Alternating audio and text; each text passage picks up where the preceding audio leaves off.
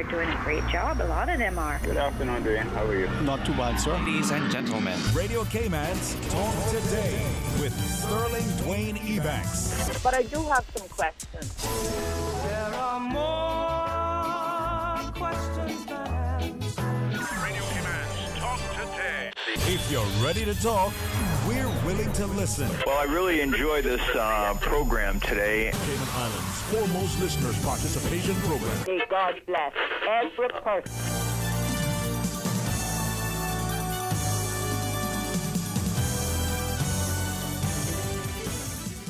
Hey, good afternoon and welcome. What another terrific Thankful Thursdays edition of Talk Today as we invite you to be a part of our discussion. I have my very good friend hailing from the east. They say the wise man came from the east. They settled in the west, but that's a different story. As we go to the break, Shane Noby Edwards, hey, thanks for joining us, man. Welcome. Good evening, everyone. Hello. In the sort of the words of Dennis and T, he said, hello, came back. I want you to be a part of the discussion. And stay tuned. We're going to talk. We're going to rap. We're going to get into it all that is good on this prosperous day. Stay tuned for Talk Today. Radio Cayman's Talk Today, the Cayman Islands' foremost listeners participation program. We ask our listeners to avoid statements or comments which are abusive, derogatory, malicious, or defamatory. Do not use any indecent language or make any statement which is false or misleading. Email talktoday@candw.ky or call 1-800-534-8255. Courtesy of Flow. Cayman's #1 network that connects you to your world like never before. Let your voice be heard. Once again, here's your host, Sterling Dwayne Ebanks.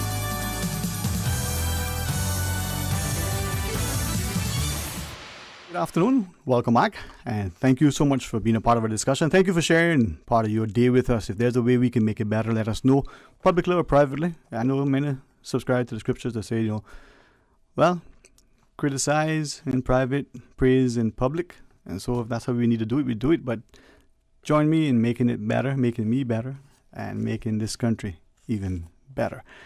My good friend, Shane Noby Edwards, thanks, man. Thank you for joining us. Thank you for having me, man. Long drive in from the east, huh? Well, kind of short, but I don't come in too often, so I know how that is. Hey, something, and I was only saying that because I hope I'll be forgiven, and if it's finds its ways back to the ears of those who are listening, then that they will not read into it too much. But there's a thing that I find within some West Bears, if they don't have to come to Georgetown, as one friend says it, she says, it's okay. And with many of, say, from East End, again, it's not the fact that the drive is long. It's the fact that they're leaving behind such a piece of presence, a great place that why leave, right? Unless you absolutely have to, right? Yeah. And I appreciate that.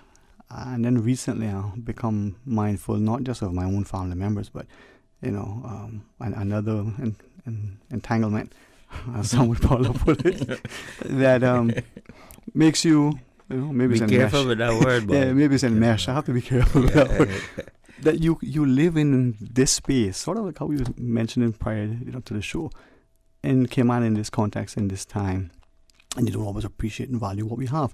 So you live in town, and then you drive, in one direction, hitting East End, and maybe you do that a couple of times a week because of the presence and the peace, the people. And then when you return, you have that renewed sense of self. And it's so easy to take it for granted, man. Yep.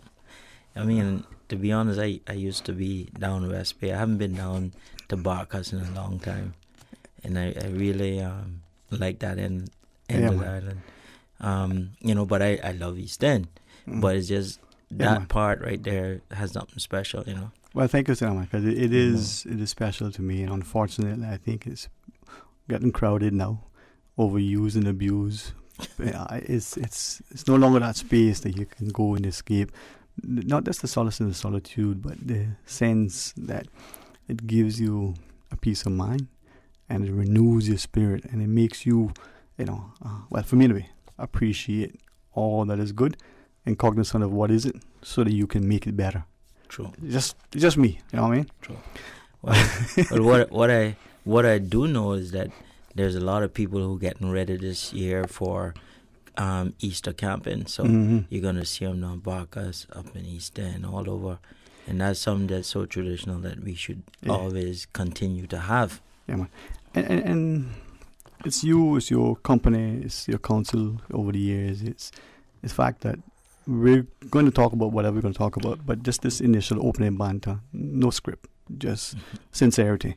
And the fact that you reference Barkas and you call it Barkas. I don't even want to spell it. That's how we say it. Like the breadfruit. Yeah.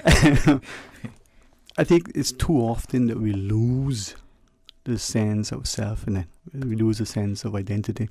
We don't necessarily value and appreciate the cultural nuances, the spaces, the places, the names, the things, the food, the people. And if we don't, how can we share it? How can we embrace it? Very, very true.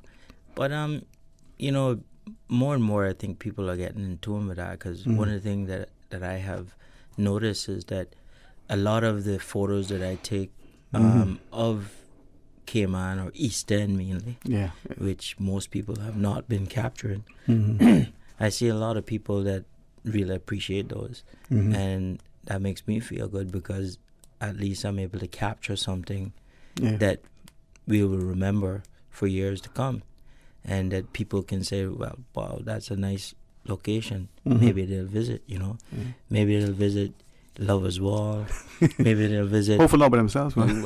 Of course. All the self-love is good. I go there by myself sometimes. Sorry, I should be. Lover's Wall, places like the Record of Tents here that just got renovated. Thanks to Honorable Art McLean for doing that. Other places like College Public Beach. There's so much little locations that are really nice on my end. I don't know a lot as much about the other end.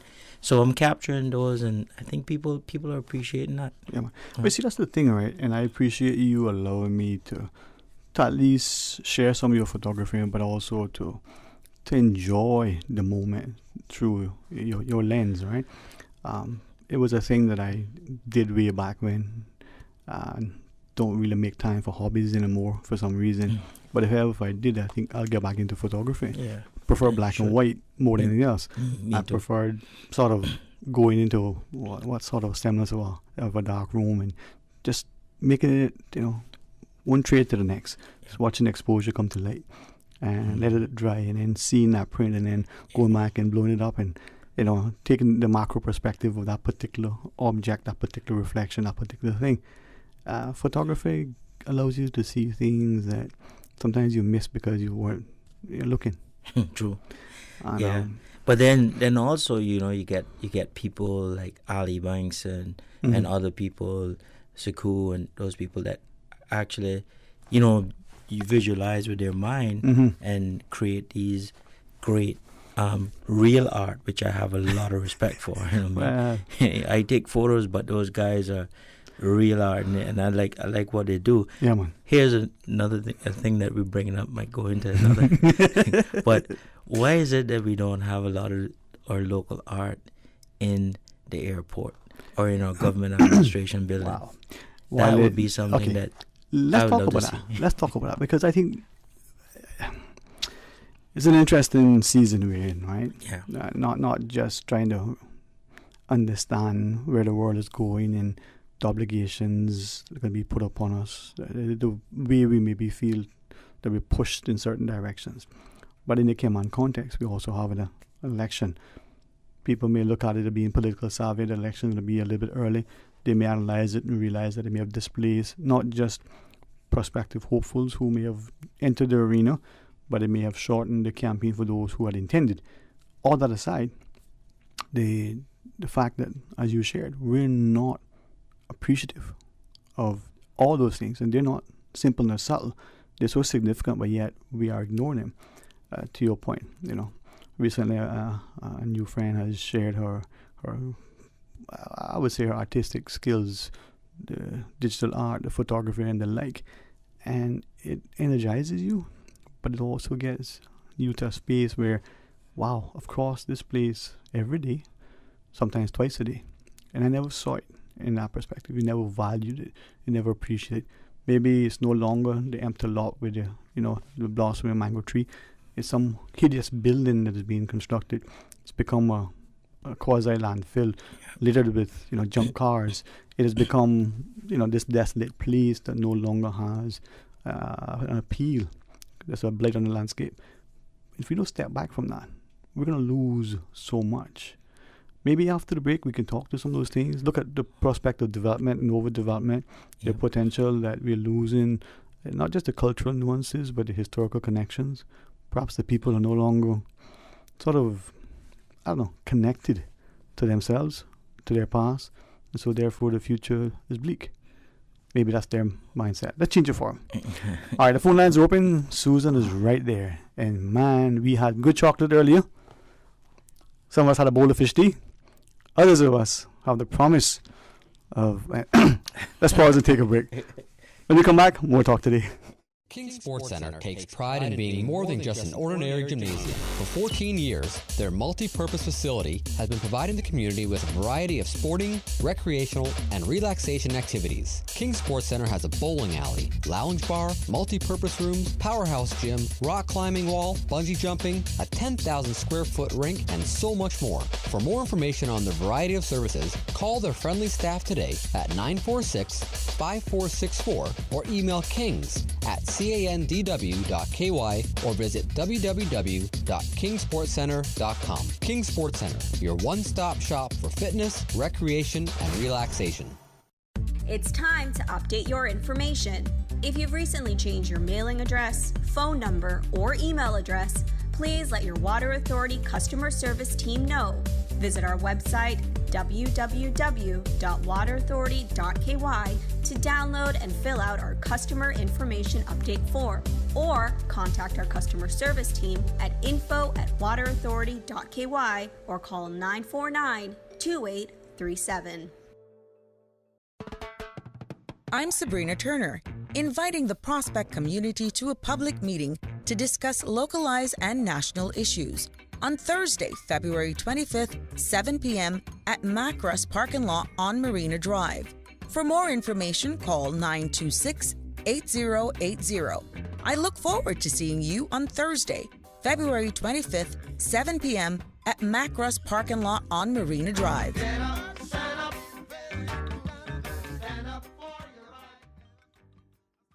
Talk today. But I do have some questions.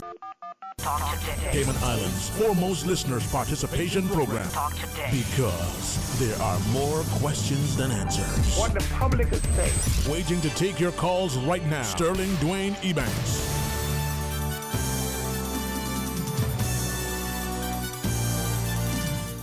Hey, good afternoon. Welcome back. And thank you for taking time. And if you were able to not just laugh with us, that's great. Laughter is good medicine. If what we say and share allows you to, for a moment, just reflect, perhaps have a deep thought, and if that thought is about unifying our people and our country and making it a better, safer, healthier, stable, society, then great. If you're not sure how to do that, give me a shout, man. We can break chocolate and we can figure it out. Shane Obi Edwards is my guest, and the phone lines are open. As Paula Carl reminded you, what 11:45 or so ago, he said, I'm going to be on the show, 949-8037, 1-800-534-8255, or you can even WhatsApp, and we will read or listen to it. Before I ask, maybe you may want to have a comment, but you were talking about Cayman art in the airport, for instance. There's a time when I think we were saying we had like 2 million people coming through. I'm not sure what the numbers were, but it's almost, well, I think it's a hideous building. Personally, I don't like the design. I love modern architecture. I just think that's disgraceful. But that's, from an artistic perspective, beauty is an eye of the beholder. To me, that's hideous, right? But that's just me. Functional, practical, I don't know. Yeah. But they have walls. Yeah. Inside the walls, could it become like a, rotating art gallery? Yeah. I really think that maybe a few of our local artists, especially now with the pandemic the way it is, and a lot of things slow down. I think a few of the local artists, maybe photographers too. That's not my call. I'm not looking out for me. I think that they should select a few to put up there and government. Jamaica, most of the places I've been to, I always see a picture.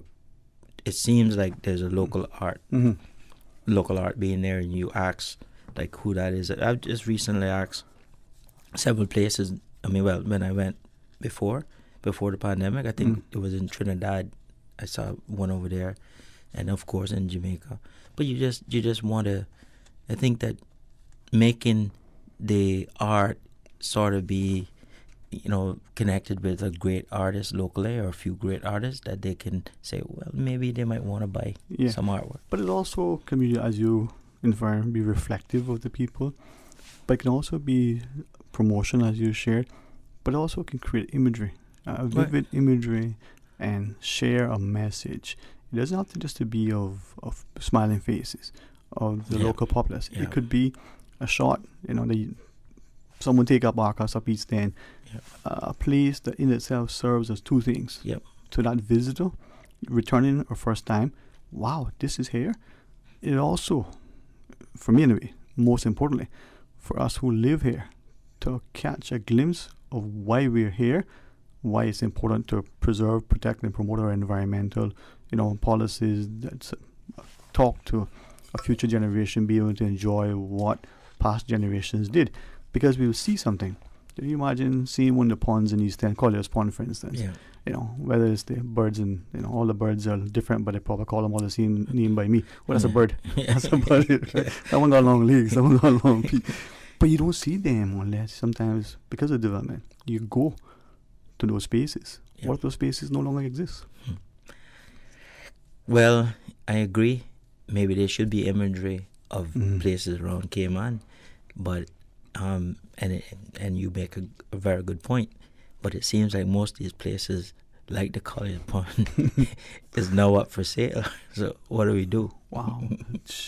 I saw an ad. I don't do it much now because I just don't do it. But I would pick up real estate magazines when I would travel and here and thumb through. Maybe something catches my eye that, hey, maybe I might want to buy that. Then I check it out and go, oh, I would want to, but I can't afford it. But at least I would see what is available. And increasingly, I've seen a lot of undeveloped lands that I thought at some point may have been some sort of preserved, some sort of designated space. And if not, maybe they should have been. Absolutely. There's a lot of property that I've seen recently, because I do. I don't ride as much doing my tours, but I ride every now and again, and I'm very observant of our environment. Right. I always, last time I was on here, I said, I wish we had a few politicians that took our environment seriously and come out and say, this is what we support. I understand it's hard because we want development. Right. How do we balance it? But we need to get a focus on our environment. And I always thought some of these areas that are mangroves and stuff were protected. Now I'm seeing them develop, and I just don't understand it. But again, maybe it's the perspective of the individual who not necessarily has his feet to the fire, as it were. Right? But I think to just Florida and maybe even the Carolinas and some other places where they're not as historic, they're still relatively new compared to, say, the East Coast of the U.S., and they're not as maybe liberal or progressive or forward-thinking as, say, the California and the West Coast, speaking specifically to the U.S., right? But in parts of Florida, the Tampa, St. Pete, Clearwater area, you've seen developments where it looked like it was swamp, but they call it something else. Maybe it's a nice word like marshlands or wetlands or something. And there's a development bordering or nearing it. And then there are what would appear to be boardwalks. So you can go through, you can get to development use. Isn't there a way, even if we can look to examples of other places that may not have been as successful, where the natural habitat and the landscape can be enjoyed, somewhat preserved, and allow the development to be a part of it without it necessarily having to, overpower it. You don't need to fill in all of the land, or do you? Well, I agree there has to be a balance, but we do have the wetlands law. right? And that I was taking a look at it today, and that was pretty interesting to me because there is it seems to be adequate things there to protect a lot of these areas. I'm just trying to pull it up here now. Right. Well, as you do that, we want to give you a quick invitation to call and share your thoughts. Sometimes, the best way to engage is to actually do just that. 949-8037, or if that's not a number that you like, well, 949-6990 is another option. And if you want, well, we'll pick up the tab, compliments of Flow at 1-800-534-8255. Lots of numbers to call you. I won't give you Susan's direct line, but here's her WhatsApp, 925-3261. You can send that to us as well. But when we hear words like sustainability, sometimes I have to wonder if we're repeating it without actually, understanding what it means. Or when we're trying to apply it, have we actually done it in such a way that it achieves the objective of what we thought we were doing in the first place? So the laws that may be on the books, if they are without teeth, or if they're not being enforced, or if there are sufficient technical, loopholes, as it were, that people can dance around, then in absence of corrective measures, we're going to end up with the same thing. And in 100 years from now, or 10 years from now even, we're going to be looking back and seeing missed opportunities. So, to your point with the development being a balance, whether it's for environmental protection, but what about safety and security? I think of, drainage, not just rainwater runoff, but torrential downpour. Does it have to be from an impending storm? If those lower lying lands were developed to a point where water can no longer go there as it was intended to go and how it used to way back when, because we have affected the landscape, the surrounding lands, including that newly developed land in that area, could be seriously compromised. And are we only considering it for sort of quote unquote the small man, the small developer, or are we looking at it for the the foreign investor, the multi-million or billion-dollar projects? I mean, are we looking at this thing objectively, impartially, and responsibly? That's a difficult thing to figure out. But what I want to be, I guess, go back and clarify what the law was relating to, and that's the National Conservation Law. I like what you call it, the wetlands law. Yeah. I like that. But they had some, they cover some lands in there, and there were a couple of things that I saw here that was pretty interesting because I haven't read the entire law, but it seems like places like Collier's Pond, which is actually supposed to be protected because it has mangroves, it has all these birds that should be protected, and of course it's within an area that where, I don't know if you're aware of this, but the Cayman blue iguana is actually in that particular area, right? Also, I don't know if you also know this, but they have a live recovery program for the blue iguanas, and they release them in the wild, and that's just less than a half a mile from this spot. So what I was wondering why it is that this the people, there's supposed to be a council here under the National Conservation Law, right? Why is it that this council have not really addressed this? Why haven't they looked at this and considered this something that needs to be protected? Because it states here, right, also that they're supposed to be involved with the community in getting feedback on a lot of these areas. It doesn't seem, I don't know of any this council or this anyone talking about this conservation law. Where am I? Okay, so maybe I'm off of this, but I would love to know or hear from someone that has a better understanding of what this council does and how they could possibly intervene and help protect an area like the Collier's Pond. Well, we have the environmental fund. We have perhaps need to reassess how we look at things, but to your point, I was just, as you listening, just taking a mental drive the last time, I was in that area, and I see huge signage, for land for sale. And sometimes I'm not sure, which piece of land is for sale, because it may be this piece, but then if you slow and look and read, they may be talking about the piece opposite, on the other side of the road. But if it's private land and there isn't any protection, there isn't a way for a body, the environmental fund to be used, the national conservation law to be leveraged, to the public to be engaged, then the private landowner can say, well, I've acquired this land. I've had it now 50 years, 30 years. I bought it last year. I can now sell it for 100 million. Who's going to, and can you deprive that person of doing that thing with that land? You really can't. That seems to be the case. But what can happen is something like this. They can step in. Okay. And that's this national conservation law. And of course, what I think is that the environmental fund falls under this law. Okay. Well, let me then ask then, and this is where I think we talk about civics education, but we also need to look at public engagement. We also need to consider to what extent the populace is amenable to those discussions. They're willing to take the step and say, well, let me educate, ourselves first, and then talk about it in a way that is as objective, as impassioned a plea as it may be. So when we come back from this break, because, Ms. Susan is in charge, okay, in case you don't remember that.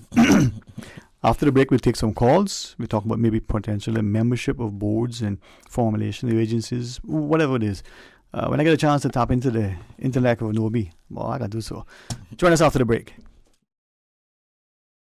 The Cayman Islands Chamber of Commerce Pension Plan. We're here for you. Are you aware of the performance of your pension plan? The Chamber of Commerce Pension Plan provides quarterly fund fact sheets for our members to stay informed with the plan's performance. For the year ended August 31st, various life cycle funds provided returns between 9.2% and 16.5%, and our all-in expense ratio is currently the lowest it's ever been, a record low at 0.72%. Visit chamberpension.ky to review our fund fact sheets. You can see the performance as far back as 10 years. Remember that pensions are a longer-term investment strategy. Focus on the long term rather than the short-term returns. The Cayman Islands Chamber of Commerce Pension Plan continues to perform for you.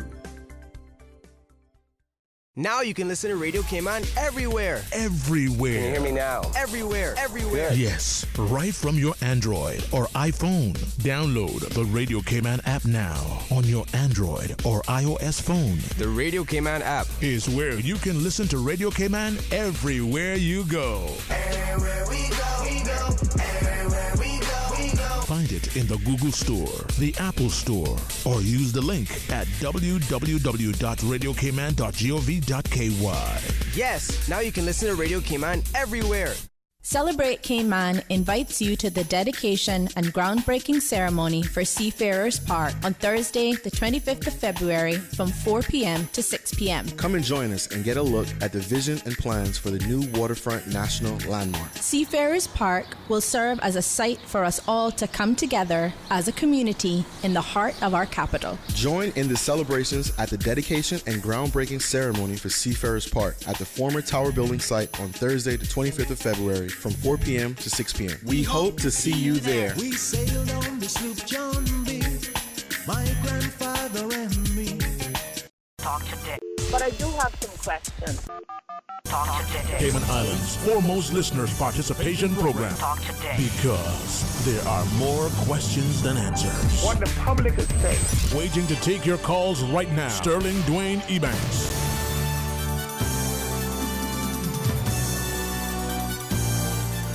Hey, good afternoon and welcome back. Thank you. Very much appreciate your company. And also very grateful to all of our guests. And today we have an OB sitting with us. The phone lines are available to those who want to call. Let's take this caller and then we go to the next one and then the next one and then the next one. Hey, good afternoon. Welcome. Thanks for calling. Good afternoon, Sterling. Good afternoon. How are you today? Oh, I'm fairly well. How are you? I am blessed, man. Even better that I get to hear you, know you up in the boat. Hoping you're catching fish. Yeah. No, I haven't caught a fish. I don't know. Well, like me, you could be doing it in your mind. I've been out fishing, man. Yeah. That will always be. Yes, sir. Listen, what I call you about today? Bacchus? No. Well, Bacchus too. I mean, that got to be involved, but You know. what I call you about is planning. Ooh, yeah. Because Ocean Bay is on a development now. We got at least 3 places that is now being developed.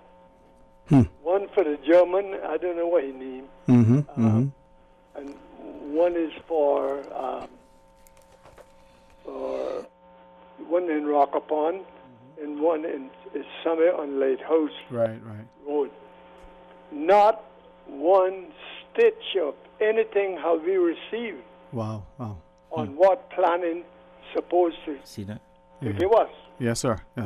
Not one iota. I've been hearing that, and not to defend planning, but try to be fair. I did not. I heard it from a number of different people in relation to projects, Norris Point, Bosun Bay, different parts of Grand Cayman, and You know where I live? I live yes, sir. west of the Lighthouse. Yes, sir. And one of the projects is on the beach. I know it, yeah. And the other one is in Rockapon, which both of them are close to me. Right. Well, never a stitch of anything. yeah. I've also heard. Sorry, Nubi. Yeah. Could I just ask a question, sir? Good day, Shane Edwards here. Would you have liked to have heard from the National Conservation Council? Yes. Because I think that they're the people that are supposed to be reviewing most of this and giving some input, Right. and communicating with the community. Yeah. Right. Them and planning. There you go. Yep. I mean, the owners of the projects, I don't expect anything from them. Got you. Because Correct. they don't care if they hear from me. And apparently, that is the same attitude that the other two, planning and the other one you just mentioned. Not one stitch of anything in writing that we received. That's not good. And I'm crying shame on planning because that is their responsibility. And it shows the kind of attitude that it has toward the people in the area. Very, very know true. One lady, she had drawn up a petition. I don't know if it ever went no way, but she clearly stated about this being a residential area and the peace that we have here, that we do not desire to lose it. You know, and that's the same thing I have. I mean, this is a very peaceful developing area. And we value that if nobody else do. So the impact on your quality of life in itself could be, very, very negative, huh? Yeah. Yes, sir. They don't think it much of us. They just notify us. And God help us. What else will come behind? Point to be taken, no? Yeah. All right, well, I pray to God that we find some civility and some semblance of sincerity in the way we interact with each other. Yes. All right, sir? Yes, I'm in the same prayer line. Yes, sir. Because I know God is going to take care of us. Amen. But, man has the duty to at least notify us of what is going to be put down in our midst. And I say, cry shame on planning, because neither of the developments that is going on close to us, they haven't sent one stitch of writing to tell us what's happening. All right. All right? Yes, sir. Thank you. All right, sir. See you soon, God. God bless. Yeah, man. You have a good day. You too, sir. Thanks. Let's take the other caller, if we can. Okay. And, hey, good afternoon and welcome. Thanks for calling.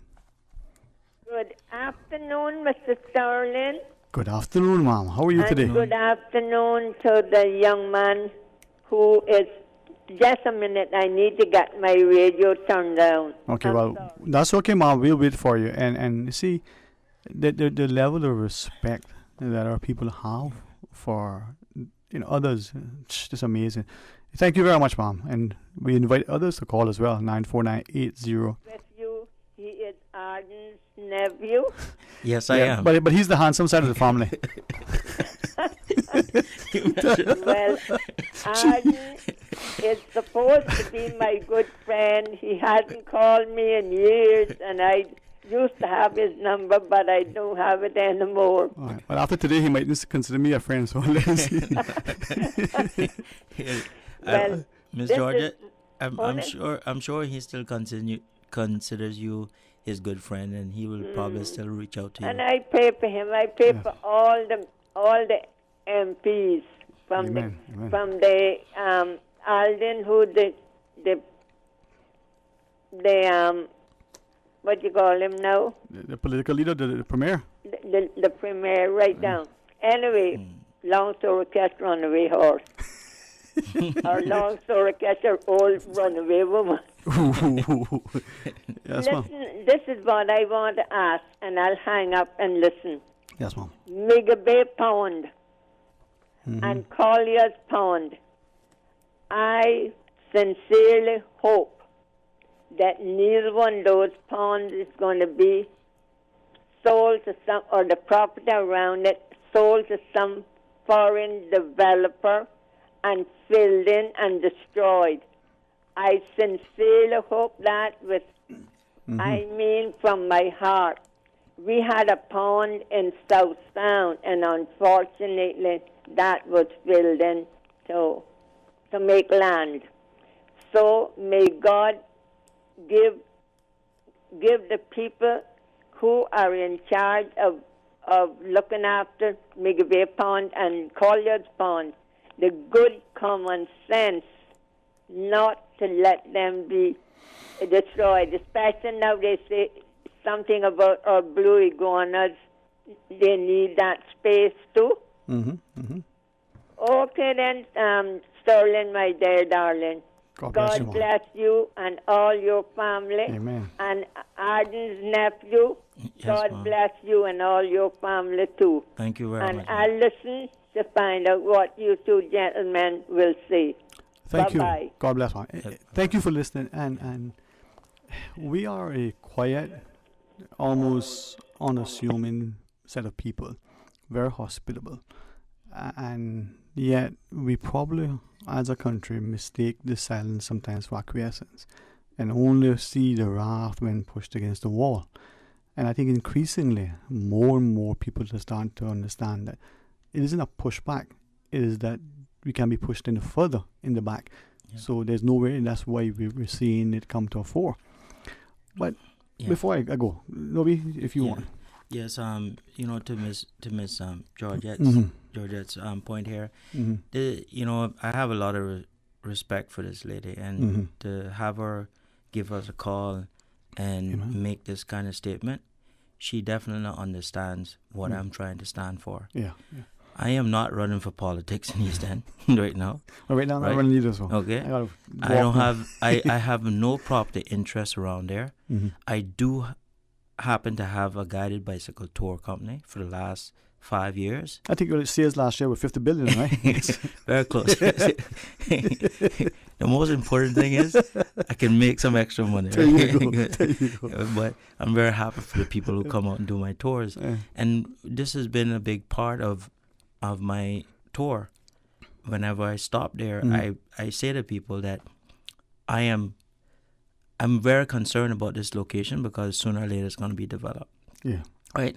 It absolutely doesn't. I don't have to stop and go in there. It's not, I don't get anything from that other than showing people.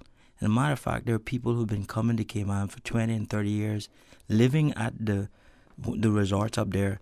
And I take them on a tour and show them that place. And they say to me, I had no clue that this was here. And this is why I try to make a joke about the $50 billion in gross sales.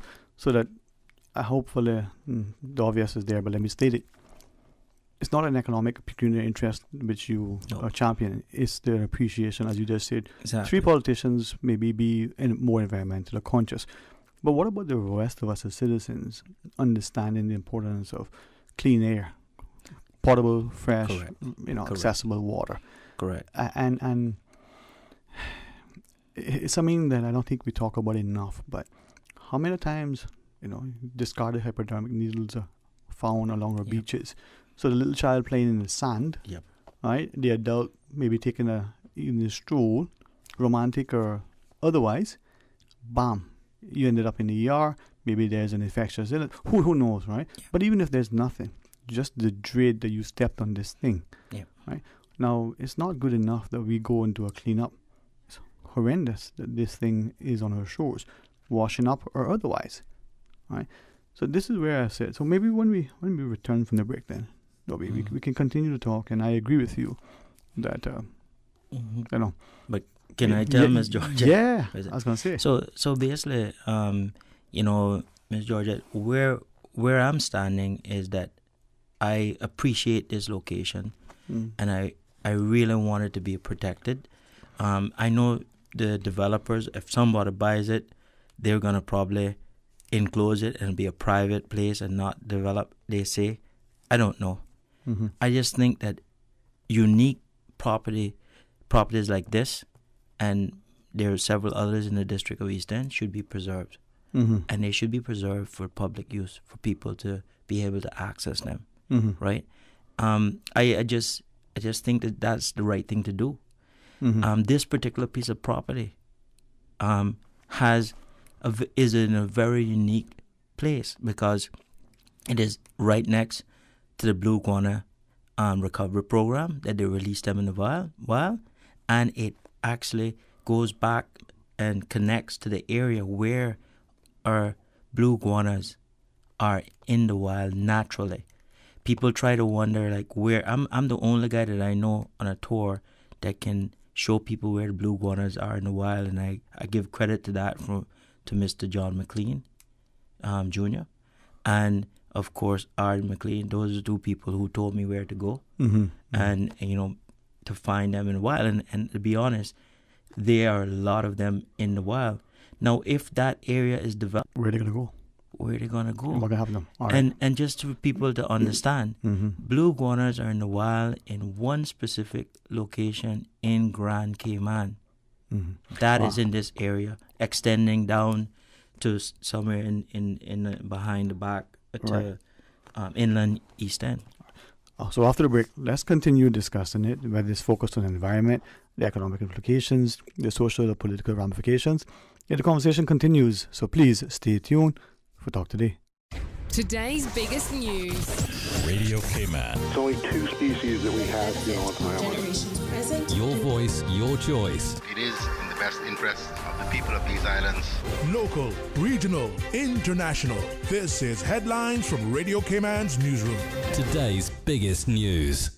With your latest headlines, I'm Shanda Gallego from Radio Cayman's newsroom. Government reported the results of 171 COVID-19 tests on Wednesday.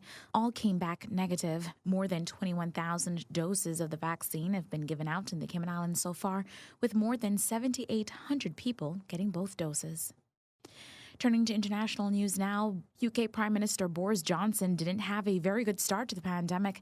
The United Kingdom still has one of the world's worst coronavirus mortality rates and is near the top of the table in total infections and deaths. Critics have blamed this on several errors made early on, from going into lockdown too late and making a mess of testing to poor government communications. However, of late, Johnson's fortunes appear to have turned. On Monday, the Prime Minister was able to reveal a roadmap that would take England out of lockdown before the end of June. Vaccine makers Pfizer and Moderna are trying to get out ahead of some of the new coronavirus variants that are causing concern around the world. Although there is no evidence people immunized with either vaccine have less protection against the variants, both companies said they have started looking at ways to account for evolving mutations. Especially worrying is the B1351 variant, first seen in South Africa. It carries a mutation that helps it elude the body's immune response to infection. And the Australian city of Brisbane is the preferred host for the 2032 Summer Olympics, the International Olympic Committee announced Wednesday, in a move which officials said was designed to bring stability to the Games after the delay of the Tokyo 2020 edition. Committee President Thomas Bach announced at a news conference Wednesday that the Olympic governing body will enter a targeted dialogue with the Brisbane 2032 Committee and the Australian Olympic Committee over their potential to host the 2032 Games. Those are your latest headlines here on Radio Cayman. I'm Shanda Gallego. For the latest in news and information, follow Radio Cayman on social media, Facebook, Instagram, Twitter. Download the Radio Cayman app or log on to our website, radiocayman.gov.ky. Your voice, your choice, your radio. Talk today. But I do have some questions. Talk today. Cayman Islands' foremost listeners participation program. Talk today. Because there are more questions than answers. What the public is saying. Waiting to take your calls right now. Sterling Dwayne Ebanks.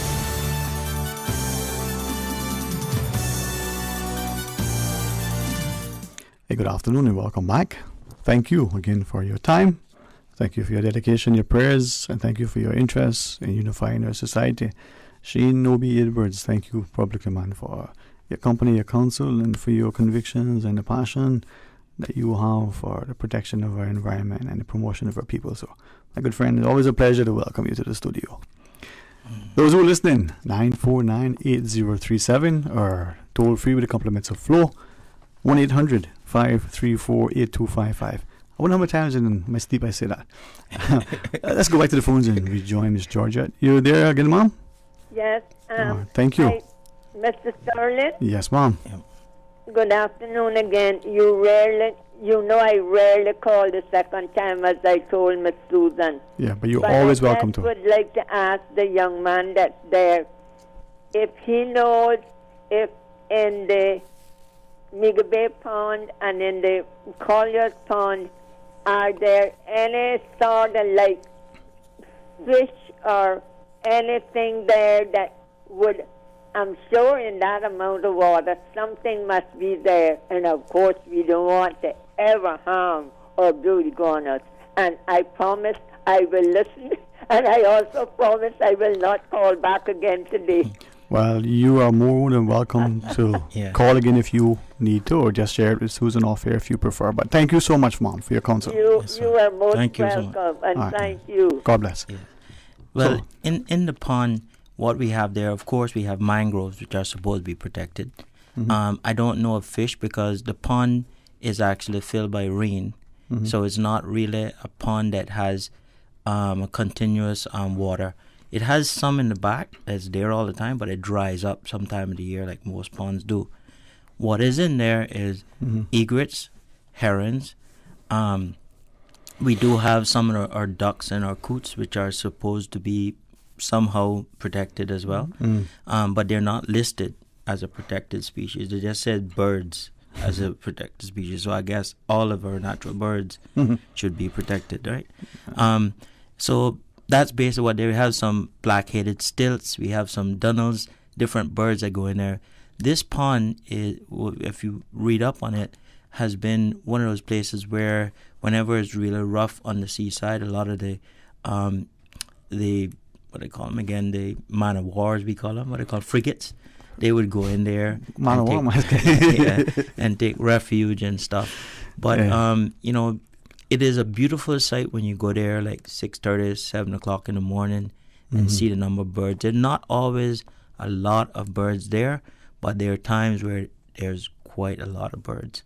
And I think this is a natural habitat that we need to protect. It is listed as a bird sanctuary. That's the key part of it. Because also under the National Conservation Law, they state that areas that are where birds are supposed to be protected. So why list something as a bird sanctuary if it shouldn't be protected? Yeah. As I listen to you and as I reflect on Ms. Georgia's comments, obviously many things come to mind, but I want people to think for themselves. And sometimes you don't need to have an answer, you just be willing to ask a question. Yeah. And if you're not sure which, maybe just listen. And then eventually be prepared to engage.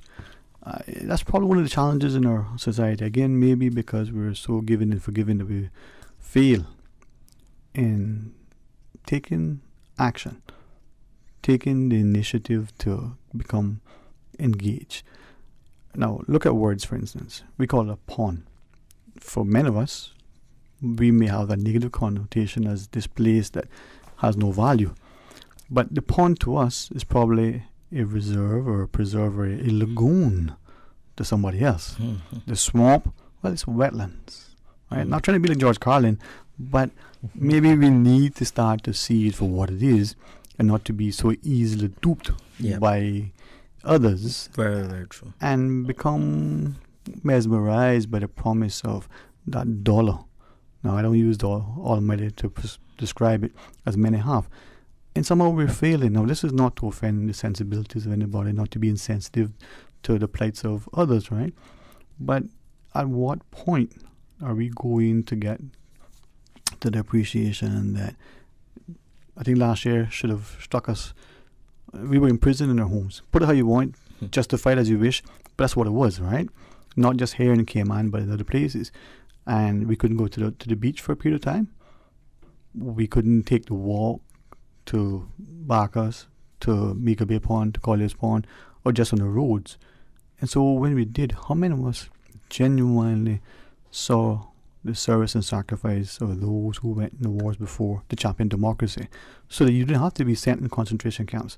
Because this is not very much different from what they must have had to endure, in a sense of, think of the U.S. after the war, where because of ethnicity, the Chinese and the Japanese in particular were sent into concentration camps. Now you imagine that. Little things that should never be repeated, but should always be respected, and hopefully never ever be forgotten. My friend? Yeah. Well, the one thing that I'd like to see, and I'm hoping that will come out of all of this, is that, and I think every community, every district in Cayman should be calling on the National Conservation Council to outline these areas, to work with the communities as is stated in the law, to try and indicate these areas that should be protected, and then act accordingly. Just my personal view, because that's what the council is there for. It's for the protection of these areas, together with some cooperation with the communities, and of course there's a lot of cabinet involvement there, that they have the right to do a lot of things. Right. But I mean, why do we have this if we can't use it for these purposes? Places like Nigga Bay Pond, like Ms. Georgette pointed out, Collier's Pond. There are a lot of other areas that I can point out. I know, like, recently the government, together with Honorable Aaron McLean, they purchased the blowholes, right? And that's a great one, together with some other properties. But again, that was one of those areas that I thought should have been protected a long time ago. Should have been owned by the government a long time ago, right? Because it's it's a national treasure. It's a national treasure, right? So, but again, I understand the financial implications. We have to spend so much money on this and that, but maybe we waste too much money on something. Put it that way. From the other perspective. Yeah. But are we going to keep losing this? Are we going to keep losing key parts of Cayman? All right, let's go to the phones and join these callers. Shane Noby Edwards, sits with me. Let's go to the phones. Hey, good afternoon. Thanks for calling. Yes, Sterling. Hi. That's cool, man. How are you? And you, Sterling. Sterling, same thing what this young man is thinking about is the same thing I was thinking about to Colleen couple days ago. Because the pond and the swamp and everything that have water is what brings the rain down in Cayman, and it should be owned by the government automatically. It shouldn't be owned by nobody, and they shouldn't be filling it up or anything. I don't know. That is not. Environmentally, that is not acceptable. Well, just be careful, Mom, because when I start talking about this, they think that you're crazy and you're on the other end. So be careful, right? Because I don't know. Sometimes I just think that everybody's thinking about development and not understanding the implications. Otherwise, like you're saying, with the whole environment and the rain and all of this stuff. Yes, that's what bring the rain, those ponds. And let me tell you, I raised up in an island named Kern Island. And you cannot go and start filling up no swamp, the government will come and catch you. Yes, and make you know, no, you can't fill up no swamp. Yeah.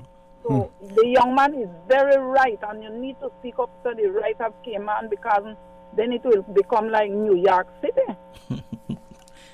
Very true. Yeah. I think they want that though. I think they want it because they want 100,000 people here and they want all this stuff. So I mean, I think that's what they want. It's very sad, you know. We can't do that. We have to get out there and march or something. Thank you.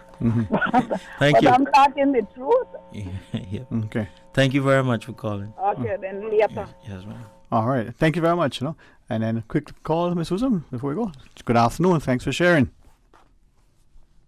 Hello. Good afternoon. Hey. Welcome. Thanks for calling. Oh boy. Okay. Yeah. Maybe it's one of those days where. Anyway, we're gonna get there. 949-8037, and if you want to try, 1-800-534-8255.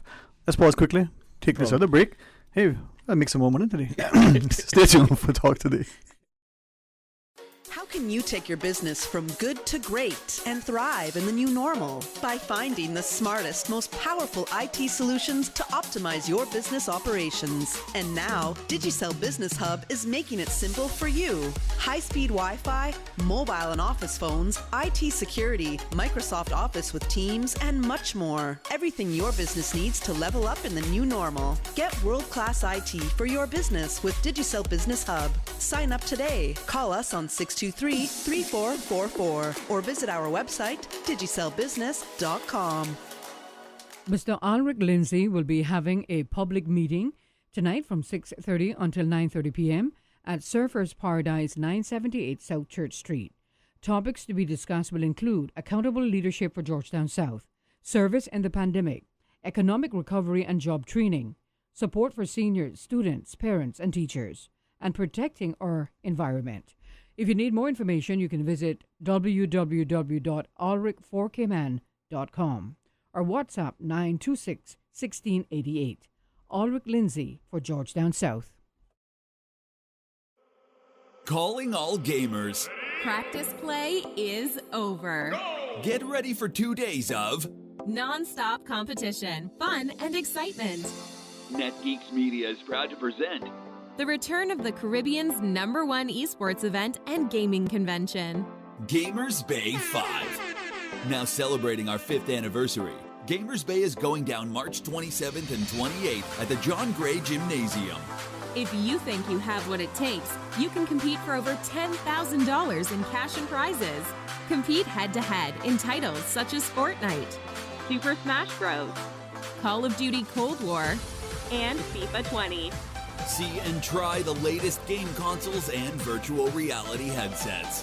Lots of free play for PC gamers, console gamers, and VR of all ages. Special guest influencers will be in attendance. For more information and to register yourself or a team, visit gamersbaycayman.com. Proudly sponsored by NetGeeks Media, Domino's, Pepsi, Enterprise Cayman, C3 Pure Fiber, Department of Tourism, Ministry of Education, Youth Services Unit, Kimpton Seafire, Radio Cayman, Simply Computers, and Suzuki. Speak up at the polls this general election, April 14th, 2021. Do the right thing. Exercise your democratic right and vote. A public service announcement from your #1 community station, Radio Cayman. Talk today. But I do have some questions. Talk today. Cayman Islands' foremost listeners participation program. Talk today. Because there are more questions than answers. What the public is saying. Waiting to take your calls right now. Sterling Dwayne Ebanks.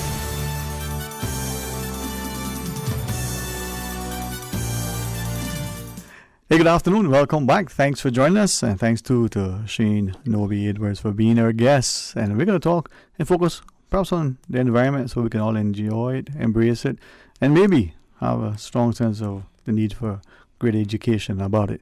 But let's go to the phones. Hey, good afternoon. Thanks for sharing. Hello, good afternoon. Good afternoon. How are you? I'm good. Good to be on. And I'd like to say hello to my good friend, Nobi. Haven't seen him in a while, but glad to hear his voice. I don't know if he'll recognize me, but I'll just keep the voice and then I'll reach out to him. Oh yeah. How you doing, man? How you doing? But trust me, boy, he looks the same. I'm happy to hear you on the radio, and especially your, letting people know about this particular situation. So I just want to voice my support to you and to your, what you're trying to do here, because it's a shame that such a landmark area is going up for sale and there's no sort of rush on the National Conservation Council, or I'm not going to downplay the National Trust because I think they're doing as much as they can too, but I'd like to see if they would also sort of put in their input and possibly purchasing the land in terms of being able to preserve it for the entirety of the Cayman Islands. And I think that would be a good place. The environmental fund that government has, I believe, that should also be used in a situation where they can purchase these landmark areas to avoid the developers from taking it over and turning it into concrete jungles like what we're seeing going on. And I think I just think it's a shame that the planning department and also the DOE, they're allowing a lot of developments to be approved and go ahead without even consideration for in a such type of things. Like there's a lot of hot air, but there seems to just be that air and no real teeth. True. I think I've wrote off the DOE for the most part because they're the ones that I think should be at the forefront of challenging these things and even possibly helping to stop some of the development. If I could ask you though, because I hear your sentiments, right? But let me ask, and this isn't anything other than a personal mantra that who's at the top. So the father, the parents, right? But because speaking from the male perspective, the father in the house needs to be responsible for the children. They need to be accountable for themselves. So whether it's the government department, whether it's the statutory authority, and the little that I understand about our political systems, if it's the policy of a government, so in this level we have the ministerial form of government, doesn't all of that then find its way back to the very top? Just like the household, you should be looking at the father, in the school, the principal, and in the government, the politician, so that the policies reflect the sentiments of the populace. And if the development of a particular area is proposed and is somehow encouraged or is not challenged or appropriately managed, does not find its way back after it's gone through the government agencies, the statutory authorities, the planning application process, and all of this stuff, the accountability should rest with the politician? I would say there's merit in that, but politicians will generally sway to what the populace says up to a certain degree, and then also if they're party aligned, there could be a conflict going on there, like in terms of they're trying to push an agenda of more fees in. If they're looking at it from a development, brings construction jobs, brings other types of jobs in, the one arm that's saying, we need this, you can't stop development, and then you got the minister that would be responsible for the environment. He's being told by the populace to try to save some of this stuff. Sometimes the politicians are not the best ones to. Okay. I hear you, right? But again, following that train of thought, accountability, responsibility, authority. So the politicians at the helm, but then the politicians are accountable to the populace, the voter. So then isn't it then for the populace, the voters, to say, okay, we want this thing, we don't want this thing, and this is how we're going to get it or not, by casting that vote for or against, as it were. So you see the circle or the line that I'm trying to have us sort of traverse for a second? Yeah, no, I agree with you, and I think it's you bring that point up at a good time because we have the election, which has been called early. Elections of this year? What? Yes. We can make decisions based on this, and I think exactly. in a short time we have to drill these candidates that are now coming forward and those that haven't come forward as yet. We have to make our ecosystem and our environment, I think, the number one priority. Because Can I what COVID has shown us is that you know we got like you expressed earlier, we got stuck in our houses and then when we in prison let back out slowly in prison. I felt that, Bobo. Not harsh, but I think the environment became so important to everybody that you know, as we got let back out slowly, everybody realized, hey, there's too much traffic, there's too much, you know, people coming here, there's too much development. But as soon as things get back rolling, people forget how important those things are. And I'm glad to hear Nova on the radio. Just keeping it to the forefront. But I think, everybody in every district and when they get these public meetings going, they need to find out what these politicians and where they stand in terms of environment. I mean, we'll always hear the hot air and the promises, of course, but you know, it's good to actually hear where they are, because the minute that a potential politician can't answer a question on the environment, that's when you know, like, if you support that type of stuff, you know that they shouldn't get your votes, and you know. Correct. Well, let me then ask one other question, if I can engage you for just one more bit, and then if you want to do more than that, that's on you, right? I'm glad for that as well. Are we at risk in the Cayman Islands? And if we would just, with great respect to Cayman and Cayman for a second, only because they are separated by a small body of water, right? But on Grand Cayman, are we at risk when a development is proposed in East End or in West Bay or in any other part of Grand Cayman, that the other people who are not in that particular district say, well, that's for them? So let's say Meager Bay Pond, Collier's Pond, somewhere down Bosun Bay, Barkas, or wherever is being developed.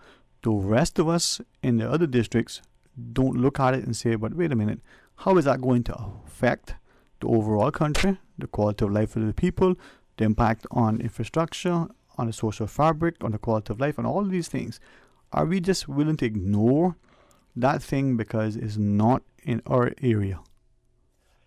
Yeah, I think, you know, it's a sort of a natural process, right? Where you live, you're going to be affected by those things directly, and probably more so than somebody outside of that area. I mean, I live in West Bay, and we had the issue of Barkers being, I want to say Barkas, because that's... No, Barkas, Bobo.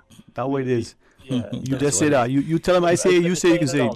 So we can make sure we cover the whole spectrum. No. It's Barkas. And it's my mama house, so it's Barkas. Right. So Barkas was basically at risk of having a bar and a club being put there, and I think most people had an objection to it. But where they stretched the proposal was they wanted to dig up 2 football fields of the natural turtle grass. And I mean, a common sense person would say, I come up with this term, I don't know where I got it from, if it just came to me, but I just call it common sense, right? Because science has to play a role in this. But common sense, they say, is not common, but science is something that we can add into that. Right.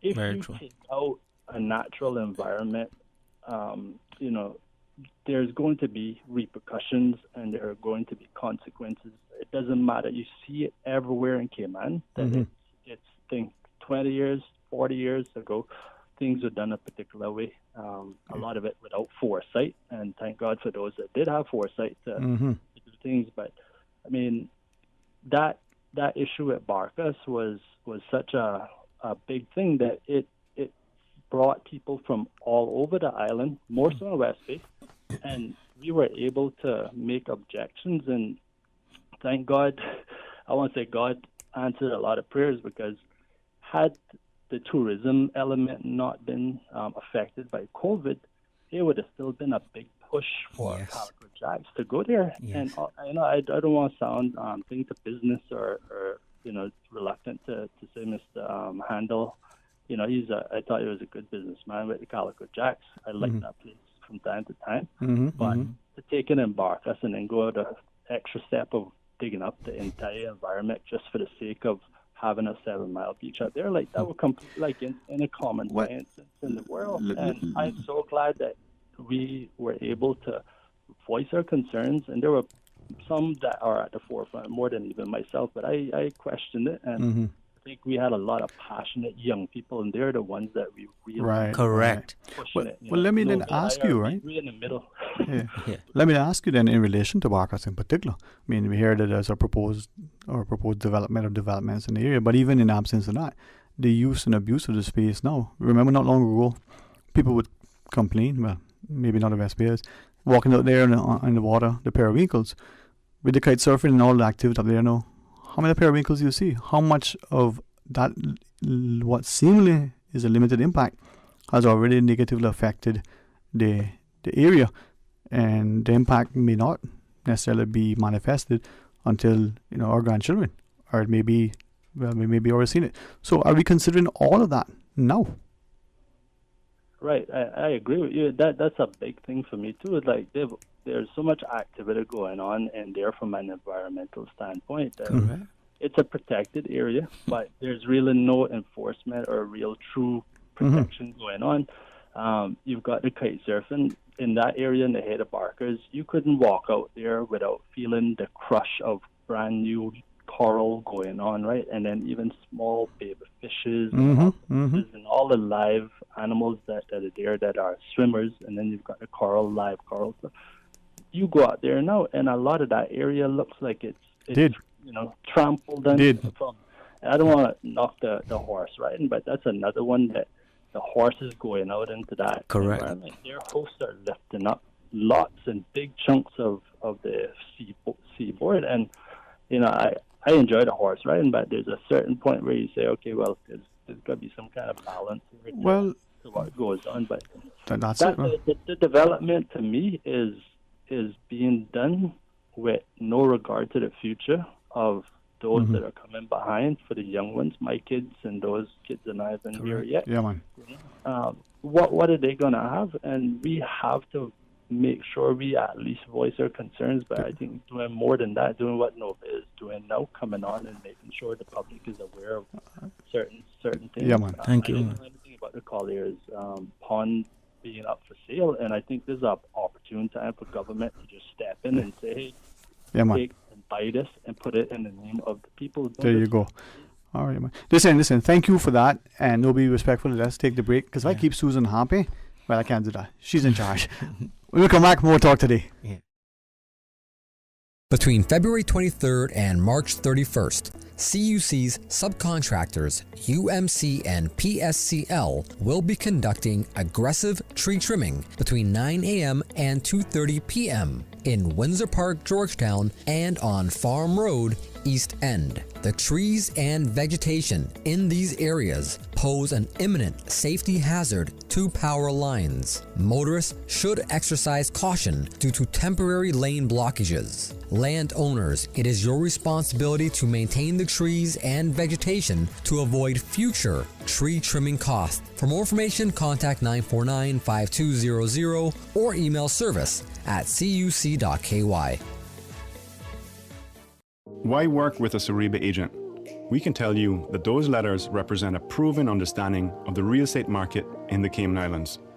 But it also means so much more than that. Our trained Sariba agents are committed to ethics, integrity, and excellence of practice.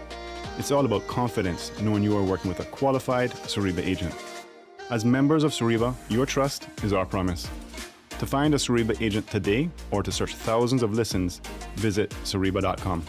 Sariba, the mark of excellence in real estate.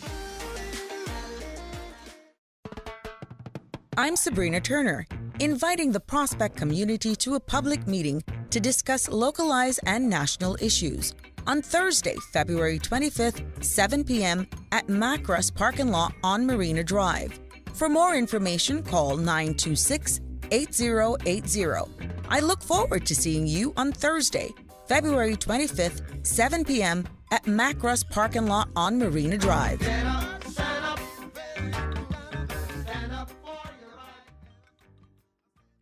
The Ministry of Education, Youth, Sports, Agriculture, and Lands, MESAL, invites the public to the opening of the playing fields at Creek and Spot Bay Primary Schools, Saturday, 27 February, starting at 4 p.m. at the Creek Primary School, with refreshments to follow at Spot Bay Primary School. For more details, contact Mrs. Carolyn Rose Branch at Creek Primary School by telephone 948-0356 or Alta Solomon at Spot Bay Primary School at 948-0226. Talk today. But I do have some questions. Talk today. Cayman Islands' foremost listeners participation program. Talk today. Because there are more questions than answers. What the public is saying. Waiting to take your calls right now. Sterling Dwayne Ebanks. Hey, good afternoon. Welcome back. Thank you so much for joining us, and really grateful to the callers for sharing their thoughts, and for Nobi for encouraging them, empowering them, giving them a sense of education. Nobi, the callers have been not just evocative, but certainly very impassioned. Your thoughts, my friend? Well, the last caller is a very good friend of mine, and I have a lot of respect for him as a friend and as a co-worker at one point. And I know that one of the things that we all need to start doing is putting this whole idea into our kids, letting our kids, the younger kids, understand that we need to protect our environment. And I know that he has been active with his kids in showing them to grow local produce and different things like that. So I really was glad to hear my good friend's voice, and I need to reach out to him and speak to him. But he made some very good points, and I'm very happy that he also supports the same thing that I do. We share. We just need to sometimes find courage in others that we feel that we're the sole voice, crying in the wilderness. Yep. With that, though, let's join the other caller. Good afternoon and welcome. Hello. Hi, how are you? So you think I have a job tomorrow? Trying to help you get off that cliff that you're dragging them young children out. No, two of them is an entrepreneur, but sound like one is very close to the government. Yeah. Don't worry, man. Don't worry. When I jump, I jump eyes wide open, baby. Yeah, but the little young child is there. You see, he might know all the tricks yet. I can tell he's young. Don't carry that child over the precipice with you. You'd be surprised he's older than me. But bad looking too. Not so. Anyhow, I am very glad for the person who contributed the concept of up until a certain point. Yeah. We are talking about limits. We need to know what our limits are. We should have some guidelines, and I don't mean as a governmental policy. Caymanians should have guidelines to know I'm not going further than here. I throw down the gauntlet right here. That's as far as I would go. And unless and until something like that happens in our own minds, because I really don't see it coming from any government. They lack the cojones to get it done. We are a young man, I'm not going to tell you the whole truth and the God's loving truth. We are a pushover crowd, but I can date tomorrow morning. I can hear I got two that will carry the fight up the hill. And thank you very much. I don't know who your mama is, but she did good. She did good. And thank you for carrying that up the hill, because I tell you what, there's a dearth, there's a gap of concerned Caymanians. There's a gap of concerned young people. I understand that something goes on for them to steal our young people from us, but there should be no room to be stolen in our own Caymanians' hearts, whoever you are. Don't be stolen. Yeah, man. Throw your foot down. This is your terra firma. Yeah. All right. But anyway, I'm happy to hear your line of contention. You need to put some pictures on the internet so that the clowns could see what beauty it is we give up every day for, let's use the word now, the almighty dollar. In God we trust. Look at that U.S. greenback. See what you see. In God we trust. It is there almighty. Yeah. But put some pictures out on the internet so that the fools can see, because plenty of them out there. Including mine. Thank you. Thank you. Thanks again, huh? Okay, bye. Yeah. All right. I should hold my highway with jumping. Yeah. Just for that caller, I'd like to say that my real mom is Veronica Harvey, which I'm very blessed to have. She's from Bodden Town. But the mom that I grew up with is Miss Phyllis McLean. That is Arden McLean's mom. And, I'm very grateful that they have shown me how to go about things in the right way. So just for any clarity, my two moms right there. Man, I've known you almost forever, right? And every time you speak of them, I just look at you and the love that a child has for a parent. And I see it. I don't mean to embarrass, but it touches me, and it reminds me that sometimes I'm not as publicly loving and endearing to my own parents, but always appreciative of their counsel, their service and sacrifice, right? And I see you. Blessings to you, bro. Yeah, and that is what I think makes us who we are. That we've been raised in an environment where we can openly disagree, have a difference of opinion with our parents. Whether they're the maternal parents, the paternal, the grandparent, what have you. But we always are respectful, and that level of sort of independence that has been inculcated in us gives us a healthy respect and conviction to share, as you are now, publicly calling and appealing. Hey guys, just value, respect what we have. The only horse we have in the race is future generations, right? And that should be invaluable. Let me then ask, right? And please, the platform almost sounds like a political thing, but is yours. This is, when I say yours personally, but yours who are collectively listening. So let's take this in a direction that we want to go. But all of the callers, as I've sort of been processing the sentiments, I keep coming back to asking the question: should the planning approval process, the level of whatever is transpiring, does there need to be a greater sense of public hearings, public accountability, public sort of education? Not after, not for, not against, but information. Definitely, like the gentleman that called from West Bay. Right. But it seems like that's not their interest, because their interest is to make development, which I understand, and they want development to ramp. And there's a lot of people that are giving them this fairy tale of development, because I'm sure that if you look into the development that's happening down at Barkas, right, that 10 million, is it 10 million each one of them or something like that? Bro. Right? It's just money. I am sure, well, maybe not 10 million, but it's several million. I know it was in a million each one, right? I'm sure that whoever did that development has a very good plan that was submitted that also involves something they're going to do back for the environment. Yeah. So let me ask this question, all right?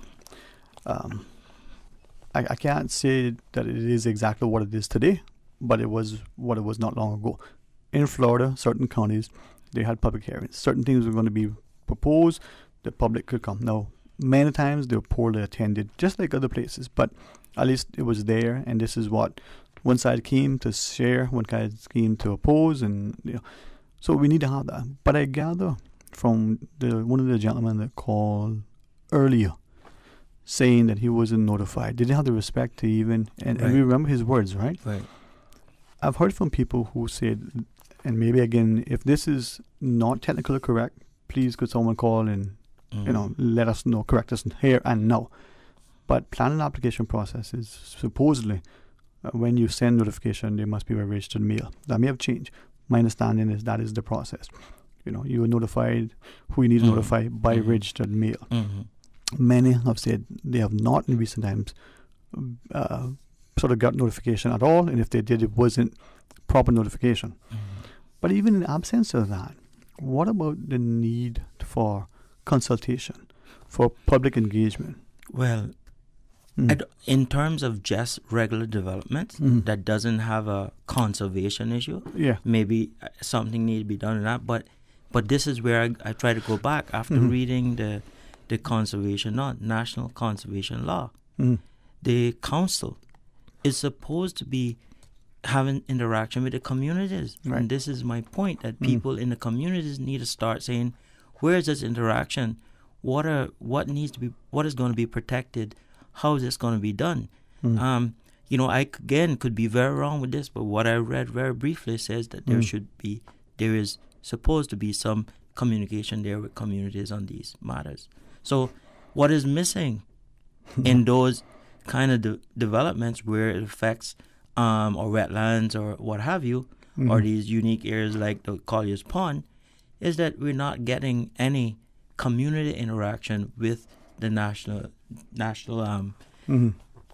conservation council, you would say.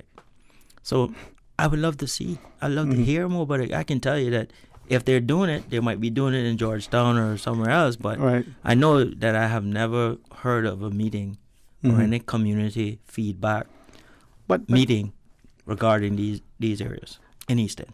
I gather from individuals that sort of the planning process is such that, well, let me just step aside that for a second. For those who are listening, and if you got a WhatsApp that you want to share publicly, go right ahead. If you don't, I'll read it the same way. For those who just came in, it's good to be edified. But this is why I don't like the cameras in the studio. But nonetheless, as we speak to Nobi, something you shared just then brings me to a point of asking for concessions, right? Why is it seemingly, you reference 10 million, so it sparked a thought. We give concessions to things. Now, from the economic perspective, I think we would want to grant concessions, an incubation period, some sort of protections and provisions to entice something into an area that's going to make that area better. Probably that's what the promise and the premise of a concession should be. But if, for instance, you have a development along 7 Mile Beach, even today, and that development is in the hundreds of millions of dollars, because presumably it's probably not inexpensive, and if a development like that would qualify or is granted concession in the millions of dollars, is that beneficial to the country? Now, there may be justification for it, but on the face of it, should a question such as that be unreasonable? Now, we have to wonder. And again, should concessions, when they're not only when they're granted after the fact, but even when they're being considered, should those be part and parcel of public discussion and consideration, or should it be reserved solely for politicians, for some board or agency? Good governance has all sorts of... Yeah, well, I mean, we all can question concessions because I don't know how logical the concessions are. But, the best thing that I can say, because they have the right to give concessions in anywhere they want, right?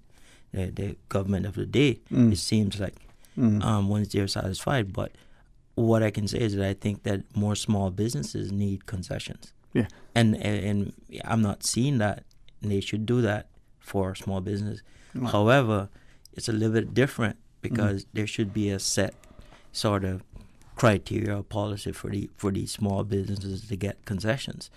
When it comes to, I can go in probably individually, which I've been kind of told, and I can make my submission so me and my company can get my concessions. I can write something nice, and that's what most of these other investors do. They write up a plan, they make a submission, and if it's accepted by the government, then therefore they get a concession in whatever way that it's supposed to be. But what I'm saying is that we just need this as a platform for small businesses so that we can get more young Caymanians or more small business owners involved in businesses in Cayman. So putting it across the board for small businesses would be a great thing. All right. And maybe understanding how it works for everybody would even be better. Right? Let's pause, take a short break. Phone lines are open. And Susan's like, hey, call me. Because I want to answer. No, just kidding. Call Susan so you can get on the air. 1-800-534-8255. Stay tuned for Talk Today. For information that matters to you, the people. Hear from the government, the opposition, independents, and other experts on issues and solutions that affect you. For the record. Every Monday, Wednesday, and Friday, tune into 89.9 and 93.9 FM from 7:30 to 9 a.m. for Cayman's new Straight Talk morning show. For the record. I invite you to join me for the record. You are invited to be a part of this interesting and informative show. Embrace the opportunity to dialogue with your legislators, policymakers, and those charged with policy implementation. For the record. Brought to you by Coca-Cola. Available across the Cayman Islands from Tortuga Distributors. Accept no substitutes. Taste the feeling with Coca-Cola. Mr. Alric Lindsay will be having a public meeting tonight from 6:30 p.m. until 9:30 p.m. at Surfers Paradise, 978 South Church Street. Topics to be discussed will include accountable leadership for Georgetown South, service in the pandemic, economic recovery and job training, support for seniors, students, parents, and teachers, and protecting our environment. If you need more information, visit www.alric4kman.com or WhatsApp 926-1688. Alric Lindsay for Georgetown South.